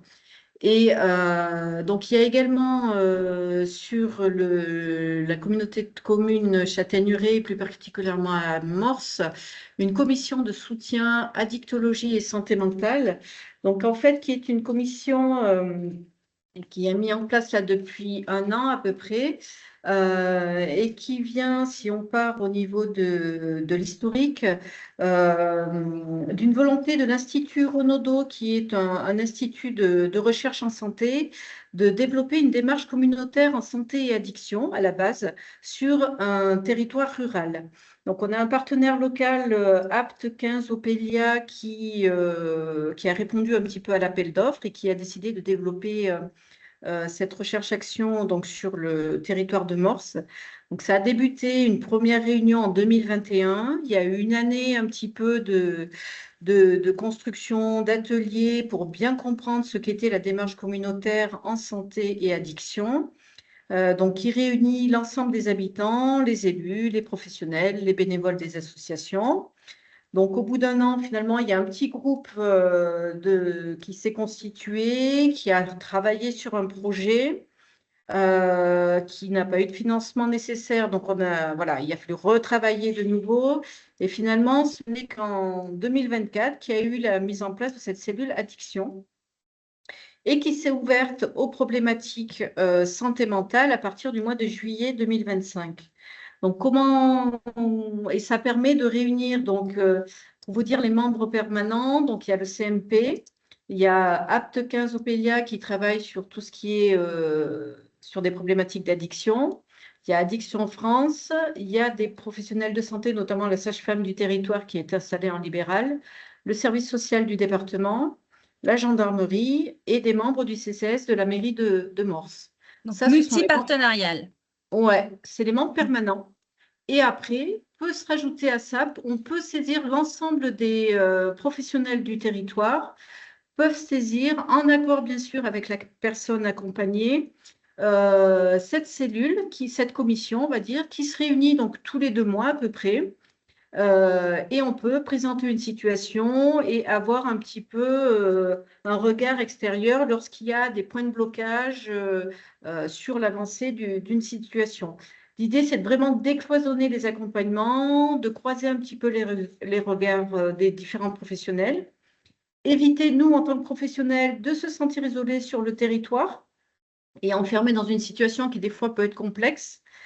Mais bien sûr, créer le réseau et pouvoir, du coup, être force de proposition pour les personnes accompagnées et avoir un peu plus d'outils, voilà, voilà. Donc, la commission, c'est une fois tous les 2 mois. Il y a une question qui est très en lien, c'est comment vous faites pour partager les informations médicales pendant ces Alors, on ne les commissions? partage pas. Il y a tout un travail qui a été réalisé en amont. C'est pour ça que ça met du temps et c'est toujours… il y a très peu d'informations médicales qui sont données. Il y a toute une procédure pour demander donc à pouvoir exposer une situation avec une grille d'évaluation. Enfin, il faut objet de la demande, donc indiquer l'objet de la demande, indiquer si la personne est d'accord. La personne peut éventuellement également être reçue lors de cette commission et les informations médicales ne sont pas forcément partagées quant à la pathologie très précise. On est sur l'accompagnement un petit peu plus social de cette personne. Ok, merci beaucoup. Avec On va plaisir. peut-être un petit peu accélérer parce que sinon on Ok. n'aura pas le temps d'écouter Jean-Yves et ce serait dommage. Ok. Ok, du coup, sur l'autre slide, mais c'est juste que je voulais juste préciser que nous aussi, on avait un réseau avec des sentinelles formées, tout un réseau de gestionnaires de crise et évaluateurs orientateurs, voilà. Et tout ça pour arriver, pour vous dire que je souhaitais quand même vous parler de cette expérimentation. Enfin, c'est plus qu'une expérimentation, ce réseau qui fonctionne très bien depuis 3-4 ans sur le Cantal, qui est le réseau cantalien de prévention suicide. Donc, globalement, chaque année, on fait une action, ou tous les 1 an et demi, une action commune. C'est un groupe qui est piloté justement par Promotion Santé, dans lequel on est plusieurs intervenants, l'ARS, psychiatre, psychologue de l'hôpital, qui sont aussi formateurs, PTSM, Maison des ados MSA et d'autres éventuellement. Et l'objectif de ces journées, c'est de renforcer les habilités, la pratique des personnes formées en prévention suicide. Chaque fois, sur chaque journée, on a un fil rouge. Cette année, c'est la santé mentale des jeunes. Chaque année, on a une centaine de participants par an, donc où on regroupe voilà, les 3 niveaux, ICEO et Sentinelle. Et la matinée est consacrée à des apports de connaissances et des présentations de partenaires. Et l'après-midi est consacré à des approfondissements et ateliers partagés à thème. Donc tout ça, ça favorise une interconnaissance plus entre tous les niveaux d'intervention. Et Ce une qui est, vigilance, pardon, et une vigilance maintenue finalement et sur la voilà. thématique. Une vigilance, une communication plus fluide. Et puis aussi, ça permet une réassurance dans les interventions, notamment pour les sentinelles, etc.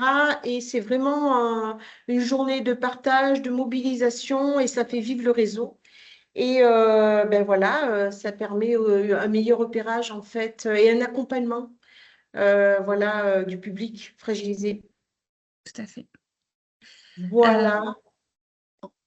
Eh ben, merci beaucoup pour tous ces éléments. Ce qu'on peut aussi dire, c'est institutionnellement, la MSA, c'est aussi son rôle d'aller repérer les personnes qui souffrent.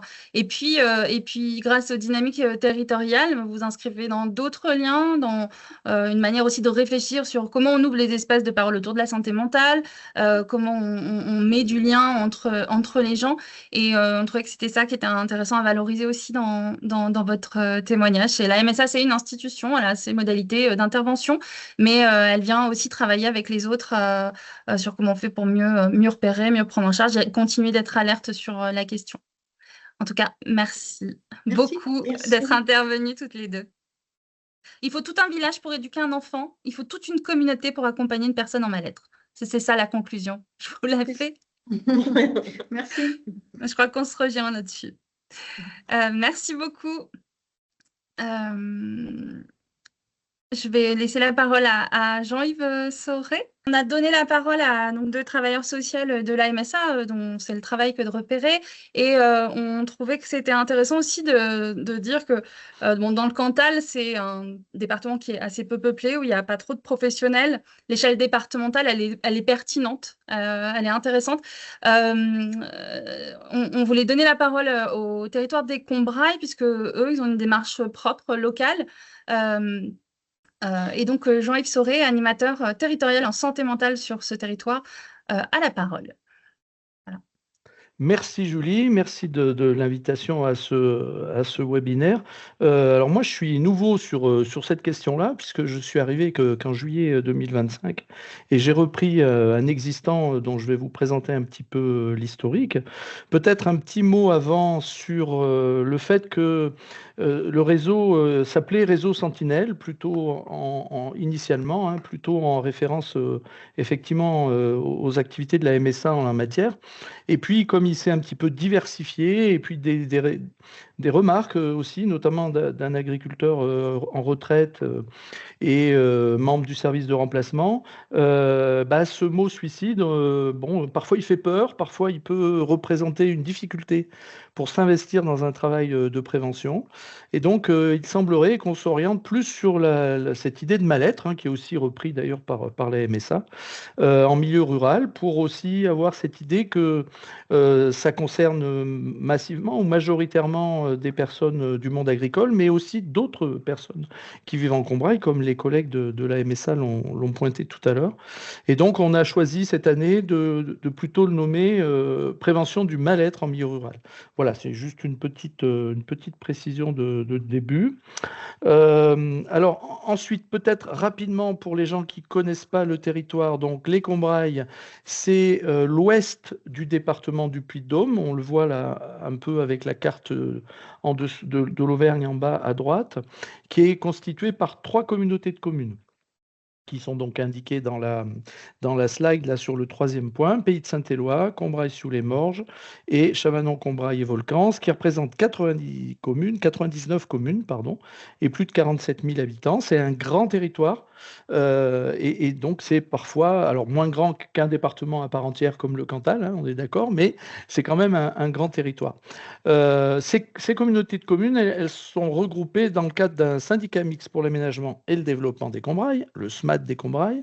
Donc il y a une vocation de développement dans différents domaines, hein, le commerce, l'artisanat, le tourisme, la culture.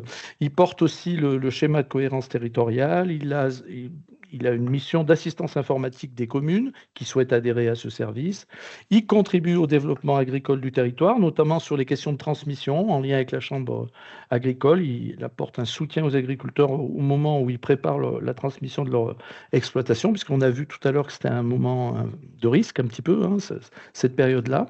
Et puis, il a aussi des missions au niveau de l'environnement, de la préservation des milieux aquatiques et aussi d'un projet alimentaire territorial. Mais en ce qui nous concerne, il a donc une mission de santé. Donc, il y a d'un côté un SIAD, une équipe spécialisée Alzheimer et une plateforme de répit pour les aidants familiaux. Voilà, donc ça, c'est pour montrer la diversité un petit peu du syndicat du SMAD.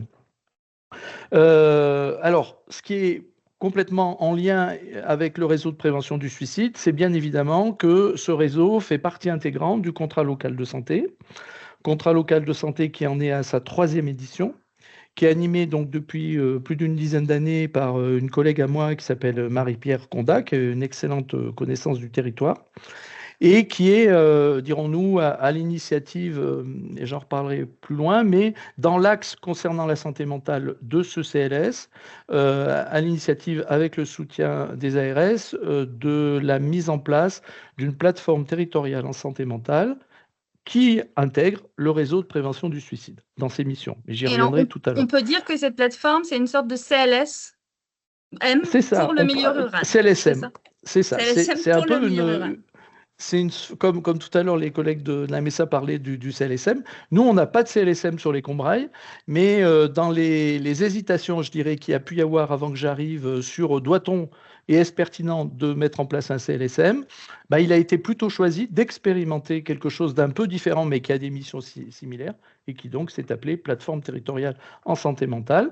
Donc 3 axes très larges pour finir la contextualisation. Interconnaissance des acteurs. Voilà, on en a parlé aussi plus spécifiquement tout à l'heure sur le Cantal. Un axe cellule d'analyse de situations complexes, tout public là, hein, pas spécifique agriculteur. Donc je suis chargé d'animer ces cellules où il y a une discussion, dirons-nous, interdisciplinaire entre des acteurs de la psychiatrie, des acteurs plutôt du social, des acteurs, le dispositif d'appui à la coordination, le DAC, où on peut trouver aussi les représentants des proches aidants atteints de troubles psychiques, comme l'association UNAFAM, le groupe d'entraide mutuelle, qui là représente plutôt les pères de personnes atteintes de troubles psychiques. On va avoir bien sûr les assistantes sociales du département, et puis des membres invités en fonction de la situation qui est proposée. Par exemple, une assistante sociale MSA, si cette cellule étudie une situation d'un exploitant ou d'un retraité, enfin quelqu'un du monde agricole.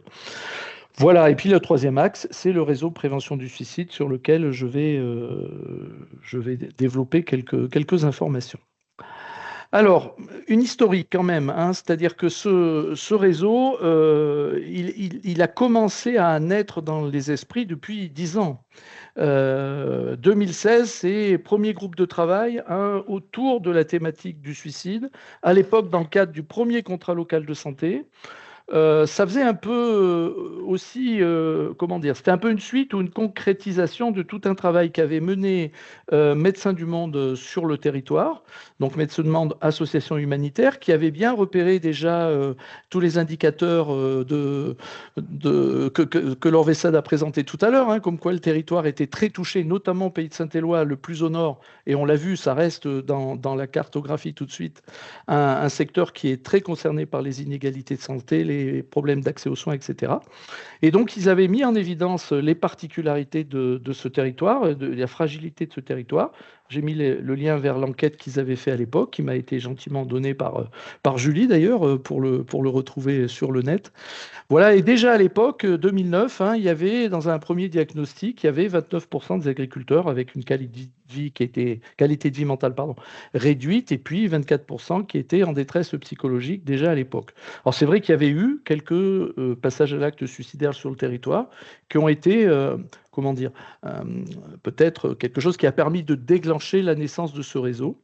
Voilà, donc ensuite, le travail s'est poursuivi. Il y a eu des actions de prévention, de sensibilisation, notamment avec du théâtre forum, qui ont pu avoir lieu à cette période-là, qui ont permis de mobiliser aussi certaines personnes à cette question. Et puis ensuite, des formations se sont mises en place sur le modèle qu'évoquaient tout à l'heure les deux collègues, hein, le modèle du GEPS, donc avec Sentinelle, évaluateur, orientateur et intervenant de crise. Mais j'y reviendrai tout à l'heure. Ensuite, ce travail s'est poursuivi avec le deuxième CLS. Je passerai rapidement à ça. Tout à l'heure, j'ai dit qu'il y avait un premier groupe de formation, mais ce n'était pas encore le modèle du GEPS à l'époque, en 2019. C'était un autre modèle de prévention du suicide qui s'inspirait de Dr Seguin, Dr Terra. Le modèle GEPS est arrivé à partir de 2022, où là, avec le concours de promotion santé, la supervision de promotion santé, Julie Mallet en particulier, il y a eu la volonté de faire de ce territoire, donc des Combrailles, un territoire d'expérimentation sur la question de la prévention du suicide, notamment en milieu agricole. Voilà. 2022-2020... Pardon ?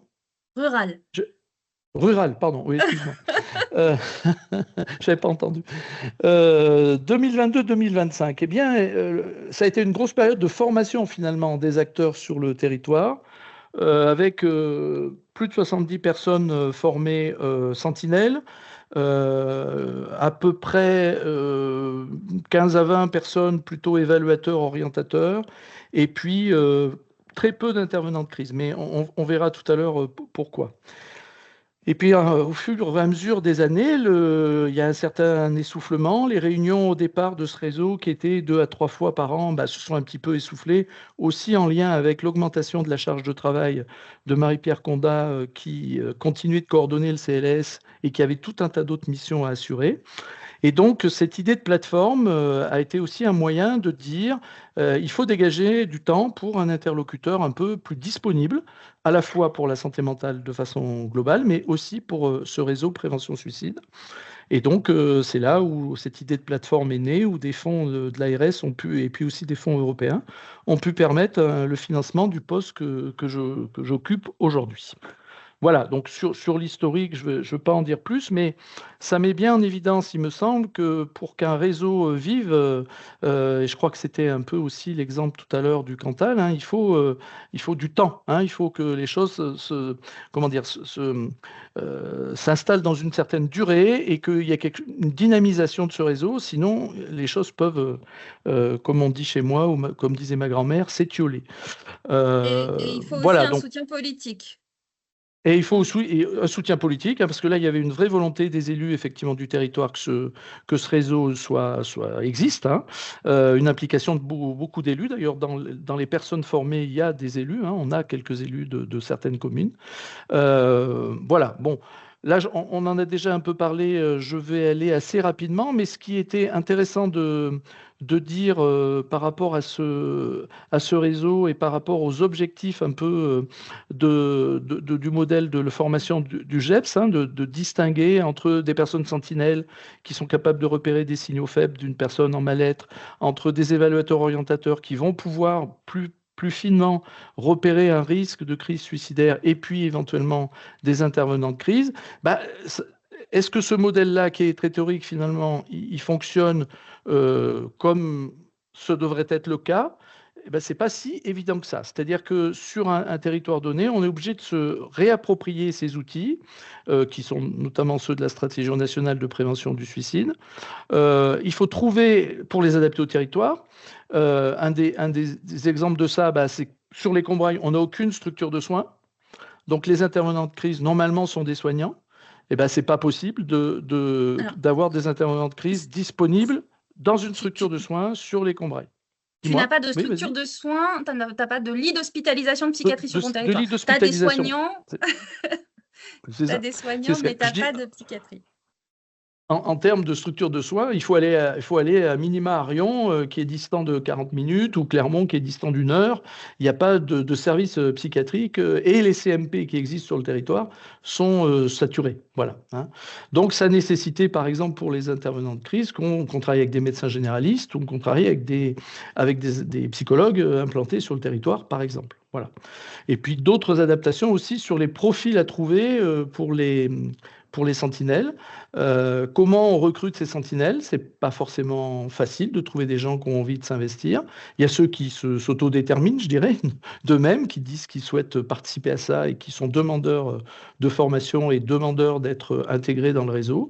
Et puis ensuite, eh ben, c'est un peu les réseaux à l'époque donc de Marie-Pierre Condat qui ont permis de trouver du monde, avec beaucoup d'aide à domicile, notamment, parce qu'elle venait un peu du champ de l'aide à domicile, et qui sont des personnes, pour certaines, qui sont encore dans le réseau aujourd'hui, pour d'autres, qui n'ont pas forcément poursuivi cet engagement-là. Troisième axe qui est un peu, parfois, qui peut être compliqué, c'est réussir à faire réseau. Voilà, donc pour réussir à faire réseau, ben, on a certains freins, hein, donc j'en ai évoqué. Les profils des personnes formées, quel est leur degré d'implication réel? Est-ce qu'il s'agit de motivations qui sont sur de l'engagement personnel? Est-ce que le fait de participer au réseau, ça fait partie de leur mission professionnelle? Et jusqu'où ça fait partie de leur mission professionnelle? Et donc, est-ce que leurs employeurs les détachent pour participer ou moins pour participer aux réunions du réseau? Je l'ai dit plusieurs fois, c'est parfois compliqué sur un territoire de cette taille de concilier le travail de coordination du CLS dans son ensemble et l'animation du réseau, parce que ça fait une charge de travail importante. Pas d'établissement hospitalier sur le territoire, des CMP saturés, pas de psychiatre libéral, pas de pédopsychiatre libéral, peu de psychologues. Donc on voit bien des freins là qui sont quand même importants, et bien évidemment, et ça... mes collègues AS du Cantal l'ont dit, hein, difficulté d'accès aux soins, problème de mobilité, délai de rendez-vous sur le territoire long, isolement, etc., etc. Enfin, tous les éléments qu'elles ont pu mettre en évidence, on les rencontre, nous, de la même manière. Par contre, il y a des leviers quand même pour faire réseau, hein, qui sont que cette dynamique, elle est ancrée depuis une dizaine d'années, que du temps de travail entre les acteurs a toujours existé, peu ou prou, même s'il y a eu un essoufflement, et que les événements un peu grand public, les actions événementielles, comme le Théâtre Forum, ont marqué un peu les gens du territoire, et que ça a, je pense, entretenu cette volonté de faire partie du réseau. Il ne faut pas oublier le soutien de Promotion Santé aussi, et de Julie en particulier, qui a beaucoup accompagné l'évolution du réseau, l'ARS qui l'a soutenu financièrement. On peut aussi citer une recherche-action qui a été conduite par l'INRAE, qui s'appelait Pince-moi, et qui vise notamment à améliorer la détection précoce des agriculteurs en difficulté. Alors, pas seulement, hein, cette recherche-action, elle a d'autres objectifs, mais concernant ce dont on parle aujourd'hui, elle met en évidence, et dans les références du diaporama, là, je vous ai mis le lien pour la consulter sur Internet, enfin, consulter une synthèse. Elle met bien en évidence ces différents facteurs de risque, hein, que que Laure Vessade commentait d'un point de vue plus statistique. Et moi, elle m'a renvoyé beaucoup à ce que disent les acteurs de ce réseau aujourd'hui, c'est-à-dire comment trouver les bonnes stratégies finalement pour aller vers quelqu'un qu'on a repéré en difficulté. Hein, quels sont les leviers, les moyens qu'on peut trouver, les stratégies auxquelles on peut réfléchir, qui permettent d'aller vers ces personnes, parce que ce n'est pas toujours si évident que ça, même si on a fait la formation Sentinelle, et parfois la bonne personne pour aller vers cette personne qui semble ne pas aller bien, eh ben, ce n'est pas forcément quelqu'un qui a la formation de Sentinelle ou la formation d'évaluateur orientateur. Il faut parfois trouver des relais. Et donc ça, voilà, ça c'est quelque chose sur lequel je crois que les membres du réseau tout de suite, ils sont en réflexion. Là, on en parlera tout à l'heure. Évidemment. On a une réflexion, Pardon. Jean-Yves, sur la conversation. Quand on sait que le lien social est un vrai facteur de protection au risque suicidaire, est-ce que ça vaudrait pas le coup d'investir là-dessus, des expériences positives à partager? Je pense que la recherche-action de Pince-Moi, vous pouvez aller la consulter. J'ai mis le lien un petit peu plus loin dans la conversation. Oui, je pense que en effet, il faut miser sur recréer le lien social. Oui, tout à fait. Tout à fait. Alors, bon, c'était pas prévu, mais dans le cadre de la plateforme, des acteurs du territoire, donc travailleurs sociaux, soignants, animateurs d'associations concernées par les questions de santé mentale de près ou de loin, certains d'entre eux ont souhaité constituer, la première réunion a eu lieu mardi, un groupe de réflexion autour de la question du lien social. Voilà, globalement. Et donc, on a commencé à essayer de travailler à déjà recenser vraiment les gens qui sont dans l'isolement, comment les recenser, qui peut les repérer, etc. Quel type de public ça concerne, quelle est l'existence sur le territoire en matière d'actions qui viennent concourir à rompre l'isolement et à développer du lien social. Voilà, donc il y a des gens sur le territoire, ça fait partie de cette dynamique aussi, là, qui n'est pas spécifique au milieu agricole, hein, qui est plus globale.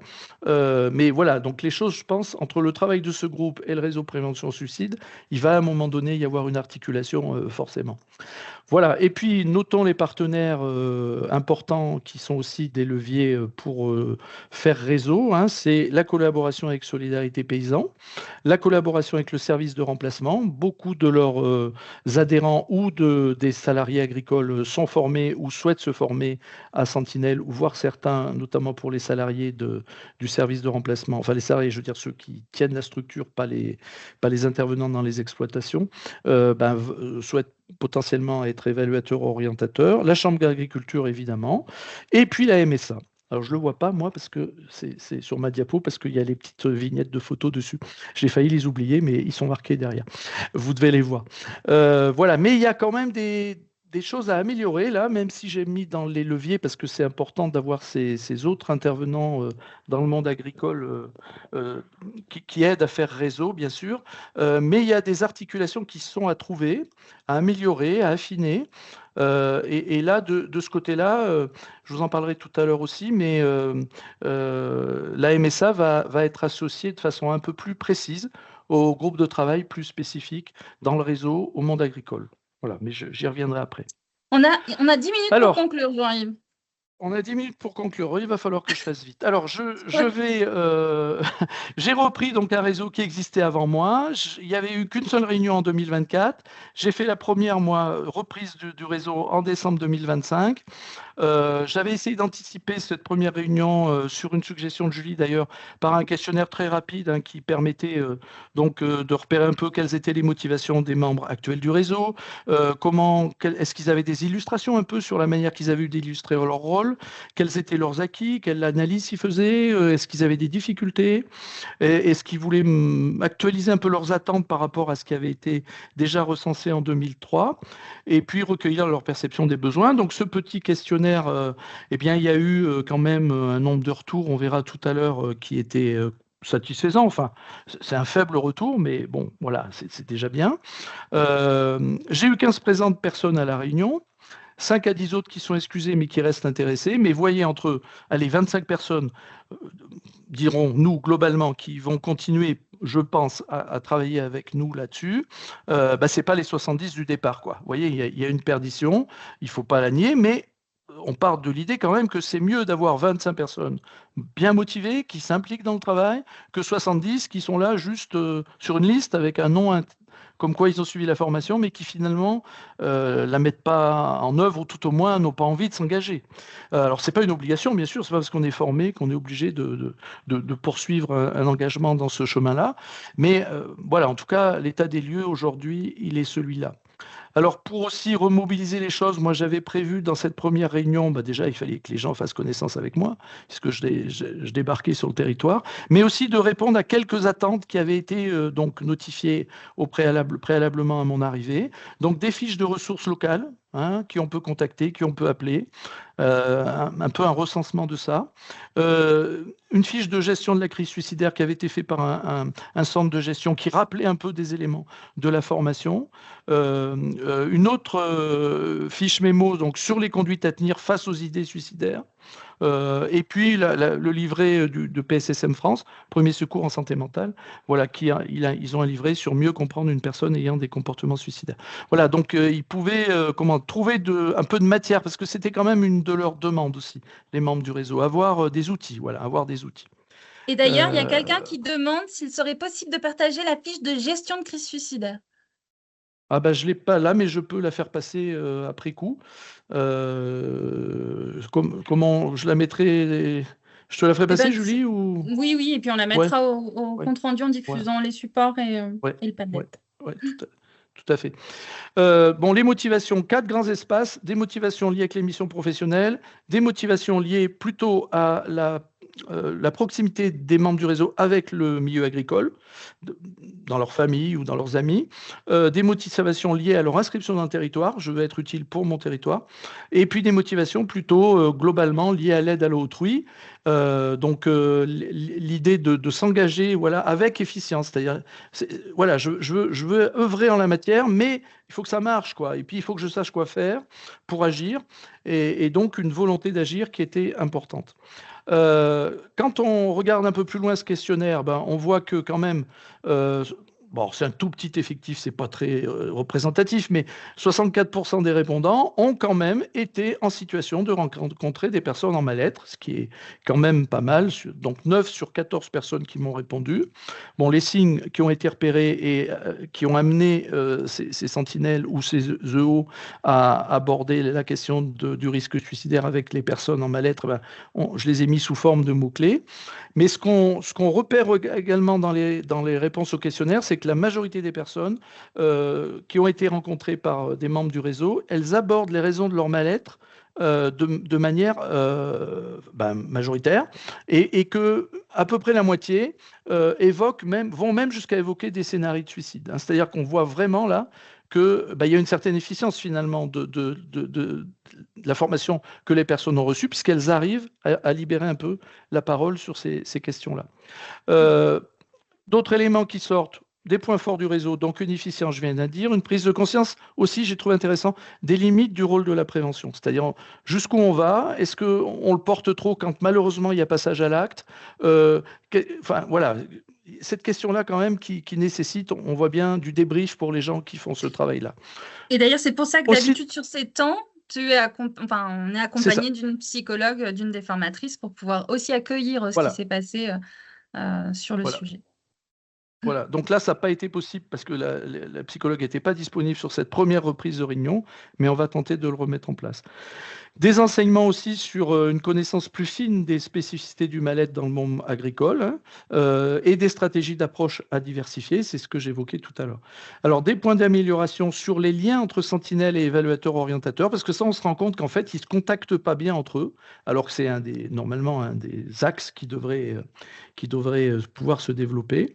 Et puis peut-être aussi un manque de renvoi sur des numéros d'écoute diversifiés. C'est-à-dire que, bien sûr que le 3114 est cité, mais il y a d'autres numéros d'écoute qui parfois peuvent mieux répondre ou être là un meilleur moment pour quelqu'un. Et ça, c'est un petit peu parfois délaissé, où les gens n'ont pas mémorisé ces numéros, d'où le besoin aussi d'outils et de ressources.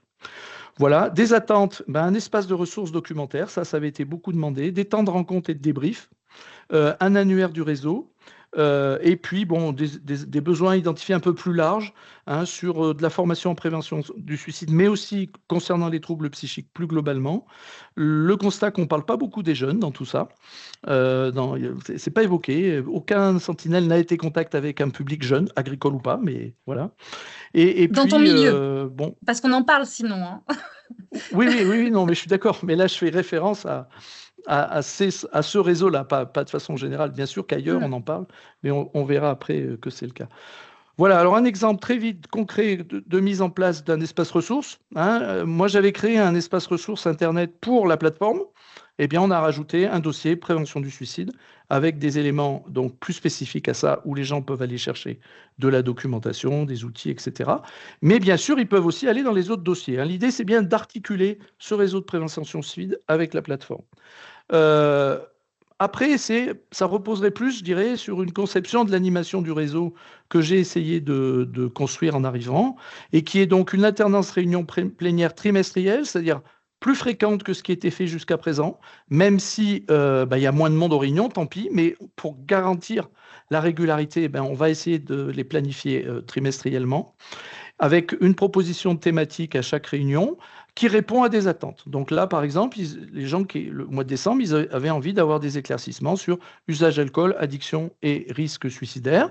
Eh bien, on a un médecin addictologue qui consulte sur notre territoire, aux chances, qui a encore des places disponibles. Elle va venir parler de cette question-là et en plus, elle va pouvoir éventuellement recevoir des patients qu'on lui adresserait. Donc, alternance entre des réunions plénières et puis des groupes de travail. Et là, les gens présents à la réunion de décembre ont dit, bah oui, nous, on a envie de faire des groupes de travail. Et 2 groupes de travail se sont dégagés, un spécifique au milieu agricole et un plutôt pour le public jeune, justement, agricole ou pas agricole. Voilà. L'idée de laisser des comptes rendus, et puis l'idée d'avoir une posture d'animation où je me rends disponible à toute sollicitation, puisque ça fait partie de mes missions, où j'anime ce réseau dans un esprit de co-construction, pas forcément avec des offres du jour calées, mais où on va plutôt construire avec les personnes du réseau. Une volonté de renouveler le réseau, de proposer des formations aussi, si on trouve les financements, en tout cas pour des personnes qui auraient envie de le rejoindre.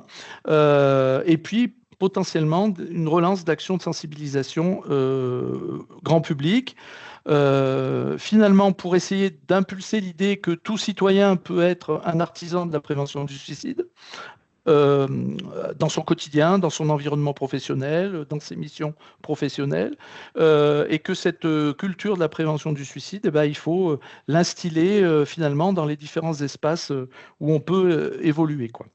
Je me promène jamais sans mes cartes du 31-14 dans mon sac et j'en laisse traîner, par exemple. Voilà. Alors, les perspectives à court terme, je l'ai dit, puisqu'il faut que je finisse assez vite, hein. Un sous-groupe de travail qui va se réunir le 26 février avec moi et plutôt les gens concernés par le milieu agricole et une représentation donc officielle de la MSA. Où là, on va voir un peu ce que souhaitent vraiment les personnes qui ont souhaité s'engager dans ce groupe de travail. Bon, je sais déjà qu'ils souhaitent débriefer, qu'ils souhaitent réfléchir à ces fameuses stratégies d'approche des agriculteurs présentant un mal-être, hein, puisque c'était une des premières demandes lors de la réunion de décembre, mais je crois que ce n'est pas leurs seules attentes. Donc, on va voir avec eux. Et puis, un groupe là qui est plus constitué par des professionnels, qui va se réunir sans moi parce qu'ils ont choisi la même date, les coquins, et donc je ne peux pas aller aux deux. C'est des assistantes sociales, ce sont des assistantes sociales, des psychologues du territoire qui ont envie de réfléchir à la prévention du mal-être des adolescents. Voilà. Voilà. Après, moi, dans ma tête, comme ça, j'aurais l'idée peut-être, bien sûr, de poursuivre à moyen terme l'amélioration des articulations des différents acteurs engagés dans cette mission. Je l'ai déjà un peu évoqué.